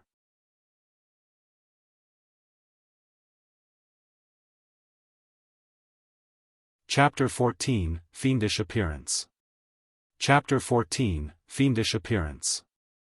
Unprecedented feelings of fear arose and Su Zimo felt his scalp blistering. He had goosebumps all over his body. Su Zimo's reflexes kicked in and both his lower limbs moved to flee before he even stood up completely. Swoosh! A malicious and stinking breeze attacked in his direction and Su Zimo dodged it just in time. He could not help but look back. Su Zimo's pupils contracted violently. Instantly, his heart was in his throat. This was an anaconda that was beyond Su Zimo's recognition. Its humongous body was as thick as a water barrel. Covered tightly with scales, its body shone with a cold and metallic luster. It was glaring at Su Zimo with greenish, squinted eyes and big predaceous mouth. Saliva was continuously dripping from in between its teeth. He was too careless. Su Zimo still had some lingering fear. He had been approached by such a large species and he actually did not sense it at all. The anaconda curled itself around an old tree that was as tall as the clouds and looked down at Su Zimo from the great heights. There was a flash of contempt in his eyes. This was a spirit beast. This kind of human-like glances appeared in an anaconda. It was evident that it was psychic and as intelligent as humans. It was just that it could not speak human language. Although there was a huge gap in size between the python and human, Su Zimo did not look the slightest bit afraid after he calmed down. On the contrary, he was very eager to try. This was a rare opportunity. The python's gaze was cold and sinister. It attacked first. The humongous body dropped onto the ground and twisted a few times in the grass. All was quiet. In the blink of an eye, it had slithered to Su Zimo with intelligent movements and lightning speed. Oh no! Su Zimo had a great shock. The anaconda slithered over, erratically moving its head. In that instance, he suddenly found it difficult to grasp the chance and had to abolish all of his original plans. If he were to fail in his first strike, he would undoubtedly die. In between flashes of light and stones on fire, Su Zimo exerted strength on both his lower limbs. His body backed off rapidly and averted the attacks. At this moment, a surge of evil aura that was as resilient as a knife swept over. Before he could react, his body had been hit firmly at the sweep of the python's tail and was thrown off. Bang! Bang! Bang! After crashing into and breaking 3 old trees consecutively, Su Zimo fell onto the ground and vomited a mouthful of blood. His face was as white as a sheet. This collision had injured him greatly. At this moment, Su Zimo felt that the tendons and bones in his body were about to shatter. The pain was unbearable and he simply did not have any more energy to fight. A difference of 1 stroke actually landed me in such a miserable state. Before he could finish this thought, he sighted the anaconda chasing closely and pouncing on him again. A black shadow engulfed him. Su Zimo gritted his teeth, twisted his arm, pulled out the thunderbolt saber on his back and slashed forward with all his might. There were flashes of blood. The anaconda gave a sorrowful cry. A bloody wound appeared on its head. One of the eyes was already blinded. Having suffered such a grievous injury, the humongous body of the anaconda tossed and twisted continuously, causing the surrounding trees to break one by one. The sound and atmosphere was appalling. Su Zimo knew that he was definitely not a match for this anaconda despite the latter's injury. Their abilities were not on the same level. Furthermore, he was more seriously injured. If he were to receive another crazy whip by the anaconda, he would definitely die on the spot. Su Zimo dared not stay any longer. He fled quickly using the plow heaven stride. Before he could run far, he felt drained of energy. His chest felt stifled, he could not help but spit out another mouthful of fresh blood. In the battle at the Zhao family, he was covered in blood but they were caused by external injuries. The Connate expert's strength was not powerful enough to penetrate his skin and flesh. However, the tail of this anaconda not only mangled his chest but also injured his internal organs. If Su Zimo had not used the body petrification, that strike was enough to blast his body. Am I going to be buried in this place on the very first day? Su Zimo bit the tip of his tongue and tried hard to stay sober. He quietly pondered and said, I must find a good place to hide as soon as possible. Otherwise, any spirit beast that I encounter can kill me easily. After running for a while, he sighted a steep mountain wall in front of him. There was a cave on it a few feet from the ground. Su Zimo's eyes lit up. He arrived at the mountain wall and used the thunderbolt saber to dent the walls as he climbed up. Stepping on these dents, Su Zimo climbed up the mountain wall and carefully peeped into the cave. He flipped inside after ascertaining that there was no danger. This torture had already exhausted his last bit of strength. The cave was not big and could barely fit 3 people. Fortunately, the location was not bad and could avoid most of the terrestrial beasts. Su Zimo lay in the cave and tried to perk himself up. He used the breathing and expiration method continuously and the healing power of the mystic classic of the 12 demon kings of the great wilderness to recover from his injuries. Time passed quickly and the sun was gradually setting. When Su Zimo was following Daiyu on the first night, he did not feel the horror of the Zhanglang mountain range. Last night, there was complete silence. It was as if all the living things had gone into hiding. Today, the night had just arrived and spirit beasts were already beginning to appear. Sounds of roars shook the wilderness. From time to time, giant birds would fly past the mountain wall, casting their shadows and blocking the moon. In the forest, the spirit beasts prowled fearlessly, the old trees swayed and an eerie atmosphere filled the air. There were constant sounds of terrifying roars. This was the true colors of Cang Lang mountain range. If Dai Yu was not accompanying him last night, he could not even tide over it. Earlier on, Su Zimo saw for himself a spider with a human face as big as a basin. It moved at lightning speed as it climbed towards this wall mountain. To his surprise, a black figure suddenly appeared on the wall mountain, rolled into the spider's body and disappeared in between the cracks of the rocks. When Su Zimo was fear-stricken, he heard a ferocious roar from the sky. Immediately after, a divine eagle with a pair of purple wings appeared out of nowhere. Its super-sharp claws were shining coldly like daggers. It dug into the cracks of the rocks on the wall mountain and crushed a big piece of rock. Roar! A miserable cry could be heard from the crack of the rocks. The purple-winged eagle had already captured a crawling spirit beast. Its claws pierced deeply into the body of the spirit beast and fresh blood splattered out. This spirit beast was huge. It was 100-fold bigger than the purple-winged eagle. However, it could not escape no matter how it struggled. The purple-winged eagle carried it and soared into the sky. Before it left, the purple-winged eagle had obviously discovered Su Zimo. It even glanced back at the cave on the wall mountain with a chilling glare. It could be that Su Zimo seemed too frail and weak in comparison to that spirit beast.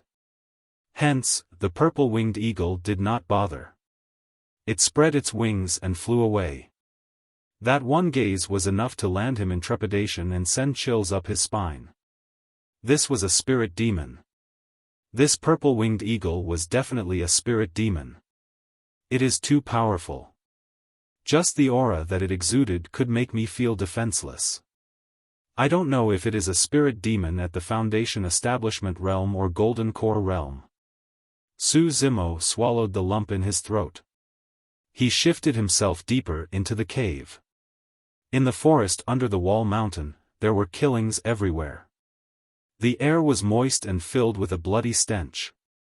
The earlier scene was just the tip of the iceberg. This was the Cang Lang mountain range. Bloody, brutal and filled with the most primitive slaughters. After surviving the second night with much difficulty, Su Zimo discovered that there was another test awaiting him. One night had passed but his injuries had not completely recovered. Hence, he dared not continue to cultivate. In Pingyang town, he did not need to worry about food. However, food had become his greatest problem in Cang Lang mountain range. Su Zimo was injured and dared not act rashly. However, without food, each time he breathed in and out, he was using the essence of his own blood and flesh to cultivate. His hunger would increase and he would not be able to endure for too long. It was a vicious cycle. Without food, there was no energy source and he would not be able to cultivate. It would be difficult to heal the injuries on his body and advance to another realm. It was even harder to obtain food. Henceforth, every step that he took would determine his destiny. Su Zimo moved his body and used the thunderbolt saber to dig and deepen the cave. He placed some leaves and branches near the entrance of the cave to camouflage it and hide himself. 1 day.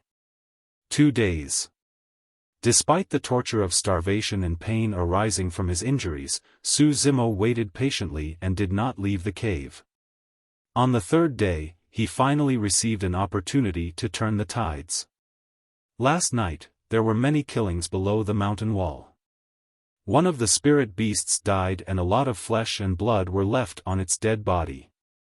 Su Zimo stared at the remains of the spirit demon for a long time. After much consideration, he finally made up his mind and walked out of the cave, carrying the thunderbolt saber. Worried that he would attract other spirit beasts, Su Zimo dared not start a fire. He bore with the disgust and devoured the flesh and blood mouthful by mouthful. His eyes surveyed the surroundings continuously and he was high-strung. He dared not bring this spirit beast back to the cave, for fear that the bloody stench would expose the location of his cave. Only 3 days had passed and his scholarly aura and inexperience subsided. He was strangely calm, as if he belonged to the most primitive human clan. He cautiously struggled to survive in the bleak and remote land, devouring raw flesh and drinking blood. After cultivating the mystic classic of the 12 demon kings of the great wilderness, Su Zimo's appetite had increased greatly. Soon after, he finished off the flesh and blood on this spirit beast. After returning to the cave, he began to cultivate. He discovered the difference when he cultivated. The energy essence contained in the flesh and blood of the spirit beast was richer than that of ordinary cattle and sheep. Taking in this raw flesh and blood allowed the essence to be absorbed into his belly directly without any wastage. Prior to this, after Su Zimo consumed 1 cattle, he would cultivate and drain all the energy from the flesh and blood in just half a day. On this occasion, he cultivated for 1 entire day and night. Of course, the benefit was evident. The injuries caused by the anaconda had completely healed. In addition, the body tempering and tendons transformation realms had advanced substantially. In the time to come, Su Zimo did not venture too far away. He spent most of his time cultivating the tendons transformation in the cave. Occasionally, he would secretly observe the killing techniques of the spirit beast below the mountain wall to comprehend them. After he felt that he had learned something, Su Zimo left the cave to hunt and kill spirit beasts to nurture his spirit perception and polish his martial skills. Although he suffered more losses than victories, was unkempt and covered in wounds at times, Su Zimo could always escape alive with body tempering and tendons transformation as the foundation. In between life and death struggles, he constantly concluded, comprehended and cultivated. 3 months later, Su Zimo returned to the old place and looked for that anaconda. He then slayed it with his bare hands. Henceforth, Su Zimo completely left the cave that he had been living in. He wandered in countless mountains and ravines, traveled in dense forests and big pools and engaged in combat with various kinds of birds and spirit beasts. This was a bloodshed world about the survival of the fittest. The so-called most powerful one did not exist. In one moment, one was proud and majestic. In the next moment, he could possibly end up as a prey in the belly of other spirit beasts. There were countless miserable and intensive bloody battles, countless narrow escapes from death, constant vigilance and constantly on tenterhooks. As time passed by, Su Zimo acquired a unique and indescribable sense of danger. That was spirit perception. In this mountain range that no one paid attention to, a young boy from the human clan without spirit root was undergoing a thorough transformation. A fiendish appearance was taking root.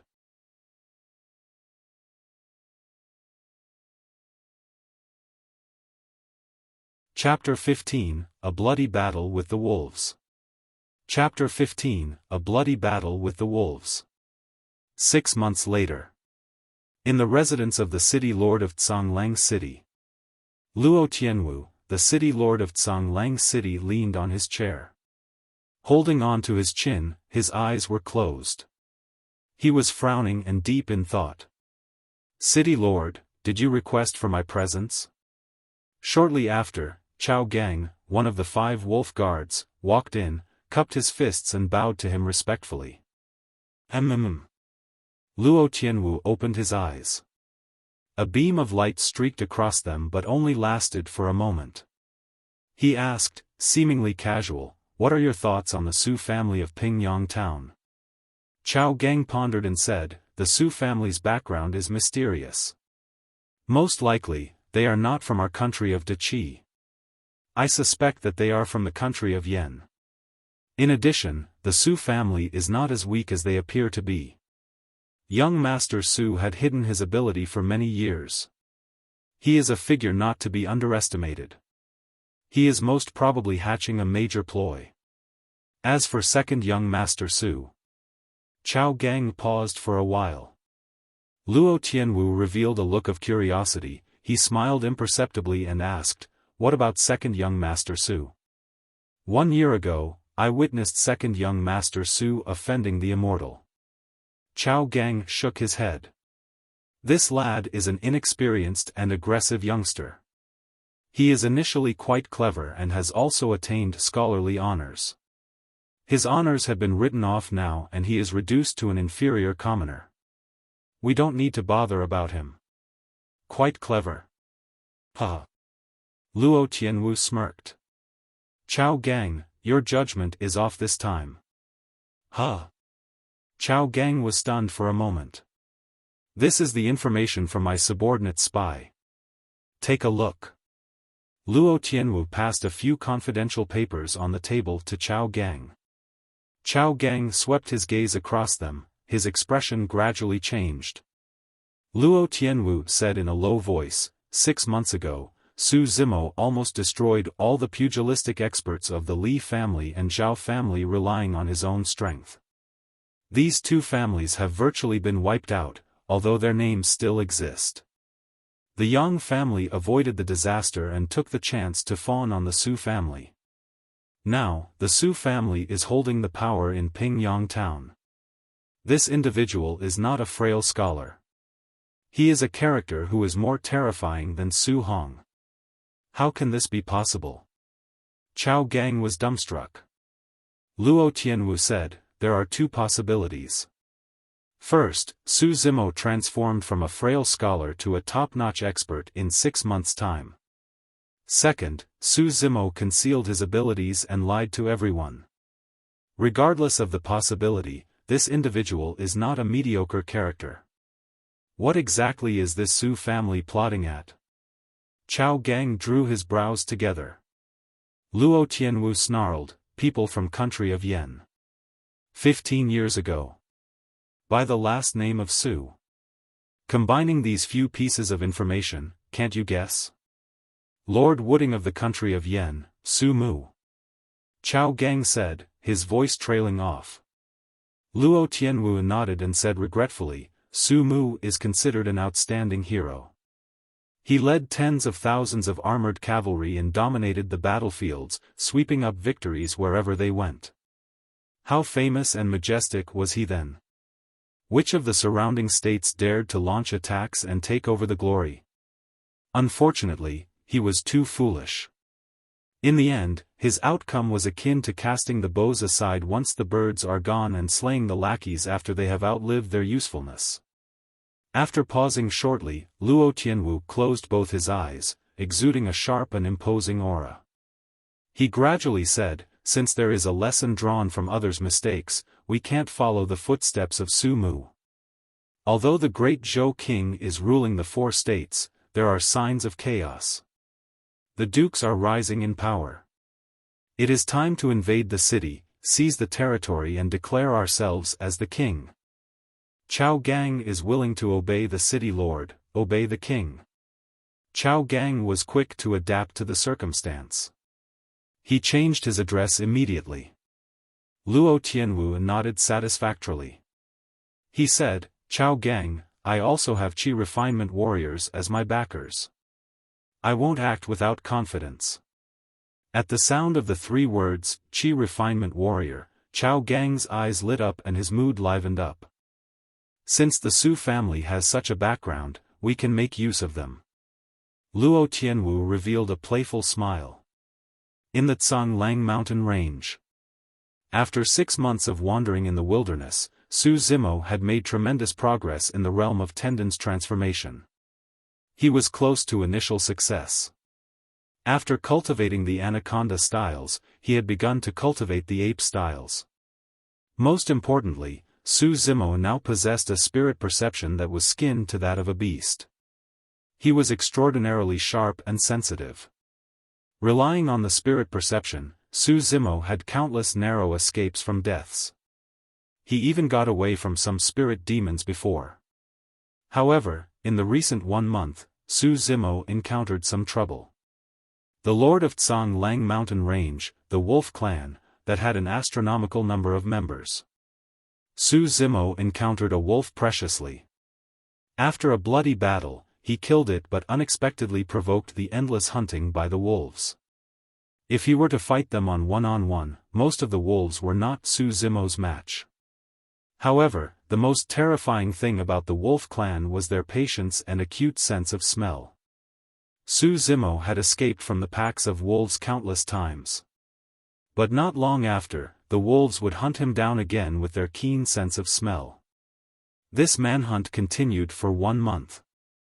If Su Zimo's body was not strong enough or did not have the foundation of the 2 classic demon sections, body tempering and tendons transformation, he would have most probably died of exhaustion. In the long and endless escape, Su Zimo's clothes had long been torn by the spirit beasts during the combats.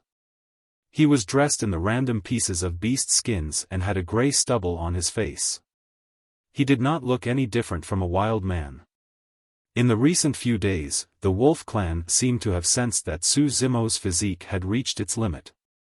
They hunted him even more closely and harassed him repeatedly. Su Zimo had a few terrifying wounds on his body. Although the bleeding had stopped, they had not healed completely. The wolf packs did not give Su Zimo any time to recover from his injuries at all. Su Zimo clearly knew that his condition would only worsen if this were to continue, but he could not think of any solution to get away from the hunt of the wolf clan. This night, Su Zimo arrived at a valley. Midway at the valley, he stopped in his tracks suddenly. His expression was grave. The cold breeze in his face carried traces of murderous aura. Behind him, pairs of greenish and sinister eyes of wolves appeared. Ferocious gazes were apparent. Wolves walked out from the darkness, filled the entire place and rounded up Su Zimo, who was in the center. On the 2 sides of the valley, there were also many wolves. They were howling at the moon. "You are finally here." Su Zimo licked his dry and chapped lips. His eyes were filled with a murderous intent. 1 month of sleepless and restless nights had reduced Su Zimo's spirit perception to its worst state. As a result, he had fallen into the situation of being rounded up by the wolf packs. Of course, this period of killing and escape were enough to prove the wits of the wolves. The current situation was also meticulously set up by them. When Su Zimo's strength, energy and all areas were reduced to their worst states, the wolf packs then launched the final battle. Prior to this, Su Zimo hardly used his saber.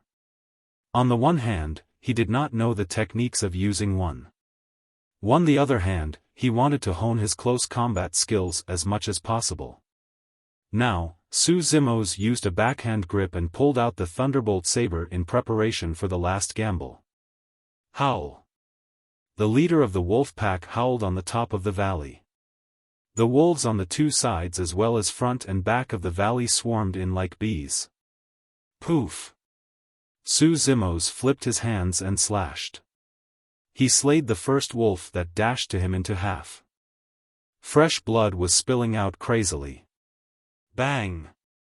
Su Zimo used the ground-rupturing palm with his right hand and smashed the skull of another wolf with all his might, splitting the latter's brains. The killings could not stop the wolves from advancing. On the contrary, it provoked their ferocious nature. Stepping on the corpses of their own clan, the wolves pounced on him continuously. Swoosh, swoosh, swoosh. Su Zimo began to use the plow heaven stride. Carrying the saber in his left hand, punching with his right hand, he dashed across the valley with ease, attacking on his left side and charging on his right. If one was watching the combat by the side, he would be shocked at a discovery. Despite being attacked and round up by dense packs of wolves, Su Zimo could still avert most of the attacks and avoid injuries to the vital points of his body. At the sight of the sharp wolf claws about to pierce into Su Zimo's head, without even looking, he suddenly dodged, punched with his backhand and hurled off a wolf. This was spirit perception. It could sense and avert danger without even looking or listening. In comparison to half a year ago, Su Zimo's methods had become more simple, direct and succinct. Nevertheless, they were extremely effective. Su Zimo was no longer restrained in his styles. His head, shoulder, wrist, fist, knee and back could all be used to kill the enemies. This was the close combat techniques that he had honed during the fights. It was filled with the smell of blood. It was swift, sharp, fearsome and merciless. Pierce. There was now an additional wound on Su Zimo's body. Fresh blood was dripping from it. Although he had the aid of the powerful spirit perception, Su Zimo's body gradually lost its strength under such successive and intense attacks. After a round of fierce and violent killings, the wounds that had not fully healed burst open. Blood was spilling non-stop, causing disharmony in his vital energy and blood flow. Su Zimo felt dizzy and was seeing some stars. I can't hang on for too long. Su Zimo gnashed his teeth and stared at the leader of the wolf pack, which was not too far away. It was about 1 feet tall and the size of a huge elephant. Ignoring the attacks from both sides, he charged forward with all his might with the plow heaven stride. Mountain reliance. Bang! Bang! Bang! A few wolves collided with one another on the spot, spitting blood everywhere. At the same time, Su Zimo also received rampant attacks and suffered many injuries. A piece of his flesh had been torn off by one wolf. Su Zimo's legs wobbled and he nearly knelt on the ground. Seemingly sensing Su Zimo's intent, there was a flash of mockery in the eyes of the lead wolf, whose entire body was as white as snow. At this moment, the wolf packs dispersed and the lead wolf gradually made his way over like a victor. He was exuding an endless aura of murderous intent. Su Zimo stared at the approaching wolf. The palm of his left hand carrying the sword was drenched in sweat. He quietly took a deep breath, in preparation for the last strike. Today, it was hard for him to escape death. If he could slay the lead wolf before he perished, he considered himself to have gained something. Swoosh! The lead wolf leaped vertically. A violent aura enshrouded the air and charged toward Su Zimo. Su Zimo opened his mouth and took a deep breath, seemingly devouring the sun and the moon. He lifted his chest high. The pulsation of his flesh and blood was visible on the surface of his skin. The large tendons were knotted together, seemingly coiled by countless anacondas. PSST. Flows of air surged into his lungs crazily, giving out a strange noise. Anaconda eclipse.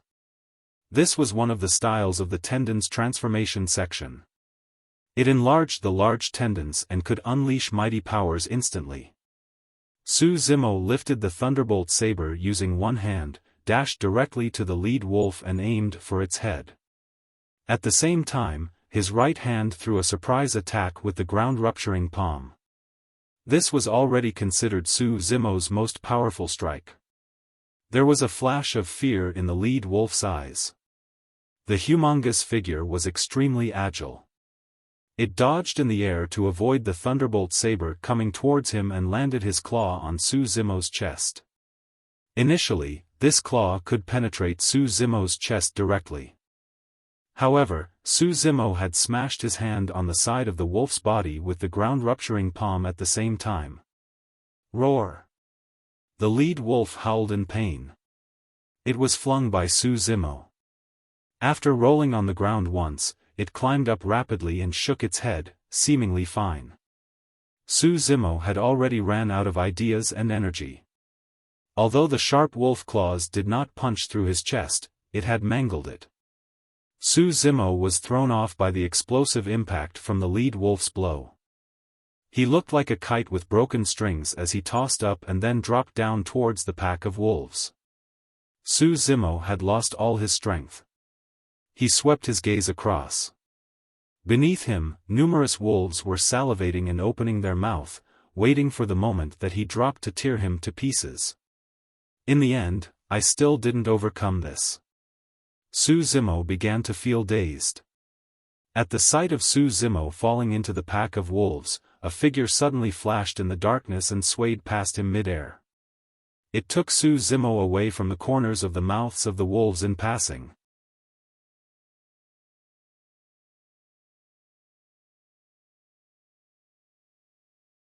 Chapter 16, Scarlet Flame Fruit. Chapter 16, Scarlet Flame Fruit. Miss Dai? Su Zimo was startled awake and immediately refuted this thought. A tall, large and strong-built figure was approaching him. He was covered in long hair and smelled nauseating. How could that be Daiyu? Su Zimo struggled to open his eyes to catch a clearer glimpse of the person's looks. However, a gush of fatigue overtook him. Su Zimo's vision was getting increasingly blurry.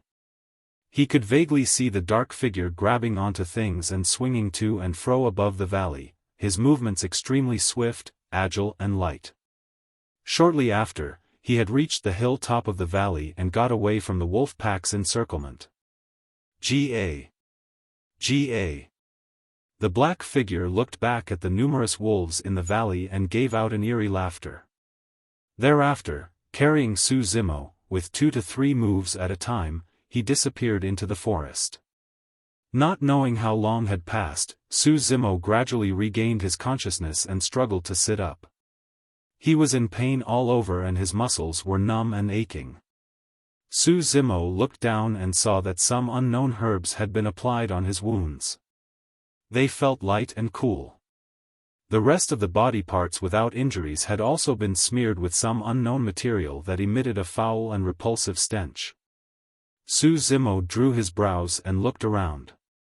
This was a rather wide and spacious cave without an extraordinary appearance. However, many wolf skins were hanging on the walls. At this moment, gurgling sounds could be heard coming from the entrance of the cave. A tall and big figure snuggled in. The way he walked was a little odd. He seemed to be tiptoeing and leaping. Su Zimo focused his sight and was stunned on the spot. What came in was not a man but a monkey. He had actually been saved by a monkey? Su Zimo's mood was a little complicated. During the past 6 months at Cang Lang mountain range, there were at least 800 to 1,000 spirit beasts that died in his hands. He did not expect himself to be saved by a spirit monkey in the end. This spirit monkey looked very ordinary. It had super long forelimbs that exceeded the knees when hung down. A dot of red light was swirling in the depths of his eyes. It was a little strange and mysterious. Thank you. Su Zimo cupped his fists at the spirit monkey. The spirit monkey pursed his lips in a human-like manner. He did not reciprocate Su Zimo's gratitude. It waved its hands, pointed at the wolf skins on the wall and chattered "Walla Walla" for some time. Lastly, the spirit monkey pointed at Su Zimo, extended one of its fingers and swaying it from side to side in a mocking manner. It was spiritually enlightened. Besides not knowing how to speak, this spirit monkey was no different from an ordinary man. The spirit monkey could convey the emotions of an adult perfectly with gestures and expressions. Su Zimo could not stifle his laughter. He tried to probe by asking, "Do you mean to say that you didn't wish to save me at all? It is because you have an enmity with these wolves?" The spirit monkey opened his mouth and smiled. It nodded. "Since that is the case, we have a common enemy. We can join forces in the future." Su Zimo had been enduring loneliness in the Cang Lang mountain range for the past 6 months. He also wished to have someone that he could talk to. The spirit monkey before him was extremely intelligent and was no different from a human. It would make an excellent confidant. Spat. The spirit monkey spat and gave a disdainful look. He made a gesture, showing his contempt to Su Zimo, seemingly mocking Su Zimo for being too weak. Su Zimo was stunned and speechless. He had been looked down on by a monkey. After all, it was his savior, monkey. Hence, it was not good for Su Zimo to say anything. He looked a little awkward. Su Zimo glanced at the sky through the cave entrance. Suddenly, a doubt arose in his heart. He had been unconscious for at least 1 day. This time, the wolf packs actually did not chase over. At the smell of that pungent stench on his body, Su Zimo's eyes shone. He could not help asking, do you have a way to cover my body smell to avoid the wolves' sense of smell? Gaga gaga. Upon hearing this question, the spirit monkey opened his big mouth and laughed complacently. His eyes were filled with mockery and laughter. Looking at the spirit monkey, Su Zimo suddenly had a bad premonition. Thereafter, he saw the spirit monkey bending and squatting down, showing the posture of passing motion and placing his palms to catch something below his butt. He then wiped the mess all over his body. The thing that is smeared on my body is your poop? Su Zimo turned pale. He asked after much difficulty. Gagaga. The spirit beast lifted his head and laughed out loud. He waved his arms and skipped around, as if he had done something proud and great. Su Zimo had the feeling of being struck by lightning.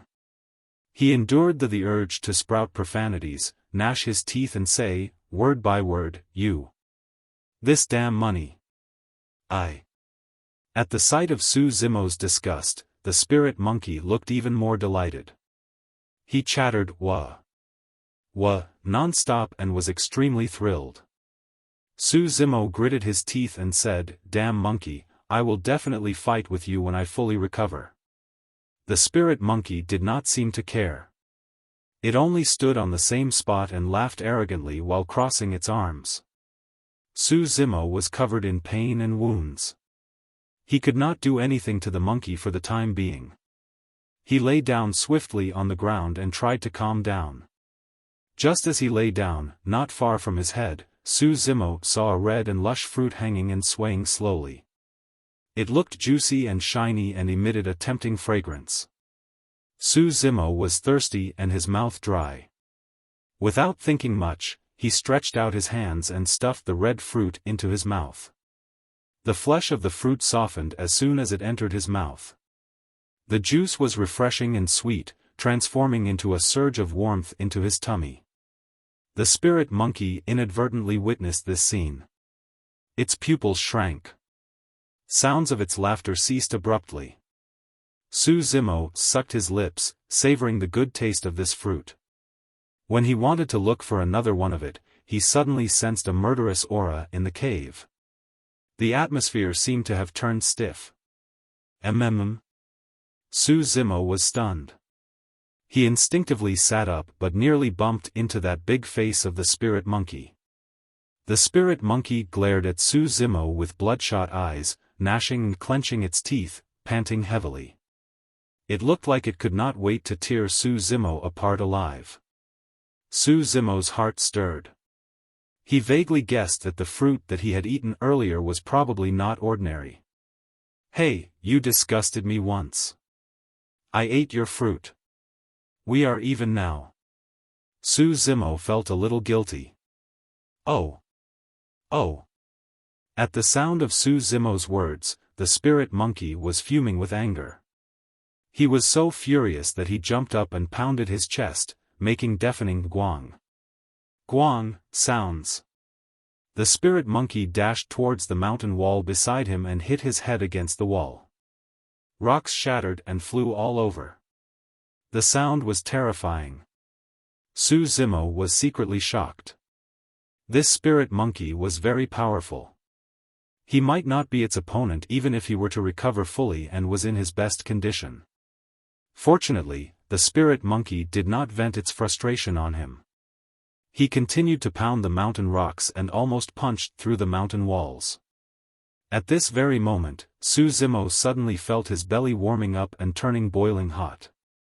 Flows of warm air surged towards his limbs and bones, emitting endless flows of heat. Su Zimo's skin began to redden. It was as if a huge stove was inside him and barbecuing his body. The pain was unbearable. Pust. Su Zimo exhaled and looked down. He saw the flesh and blood surrounding his wounds throbbing, integrating and healing at a speed that was visible to the naked eye. Only the scars remained thereafter. In the blink of an eye, the scars came off and the skin was rejuvenated to be like before.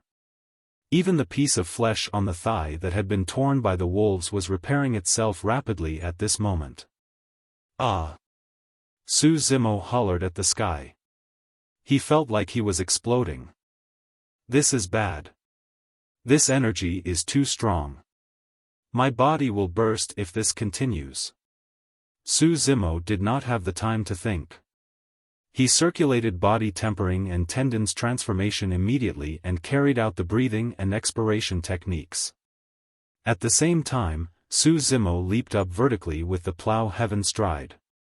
He crazily dashed around the mountain cave, constantly practicing the styles of the mystic classic of the 12 demon kings of the great wilderness. He wanted to vent out this surge of energy. The spirit monkey seemed to be shocked by this scene. He stopped rampaging all over the place. Stunned and with his jaws dropping, it stared at Su Zimo, who seemed even crazier than him. A huge surge of unbearable essence energy ran wildly in Su Zimo's body, constantly nourishing his body, refining, hardening his skin and stretching his large tendons. He was advancing tremendously in the body tempering and tendons transformation realms. Zeng! Zeng! Zeng! The large tendons in Su Zimo's body throbbed. Sounds of bowstring vibrations could be heard. Initial success of tendons transformation. The body's flexibility and agility had improved. His steps were apparently much swifter and lighter than before. His strength rose rapidly. According to Daiyu, as long as he attained initial success of tendons transformation, Su Zimo's power was enough to be a threat to a level 8 Qi refinement warrior. Despite the case, Su Zimo still could not transform the huge source of essence in his body. Su Zimo's skin was torn apart and blood stains covered his body densely. It was a menacing and gruesome scene. What exactly is this thing? Su Zimo was terrified. He did not expect that casually taking a fruit almost caused him to lose his life. In fact, this red fruit was famous in the cultivation world. It was the spirit item, Scarlet Flame Fruit, whose flowers bloomed and bore fruit only once in 1,000 years. The Scarlet Flame Fruit contained strong and powerful essence. It was a huge tonic. Its medicinal properties were akin to fire. It was heady, dry, and explosive. No one dared to take it in its raw form. Most people would supplement it with other spirit medicine and refine it into elixirs to moderate the effect and make it convenient to consume too. If not for the fact that Su Zimo was cultivating the mystic classic of the 12 demon kings of the great wilderness and had a strong and powerful physique, he would have been consumed by the heat in the fruit and burnt to ashes the moment that he swallowed the Scarlet Flame Fruit. The spirit monkey had guarded the Scarlet Flame Fruit for many years. He was waiting for the Scarlet Flame Fruit to turn ripe in these few days. It initially intended to pick a date and consume this Scarlet Flame Fruit. Unexpectedly, it had been devoured by Su Zimo in one gulp. Neither the fruit nor skin was left. One could imagine how frustrated and upset the spirit monkey was earlier. It was just that, now, at the sight that Su Zimo was in so much pain, the spirit monkey was frightened. The spirit monkey was extremely intelligent.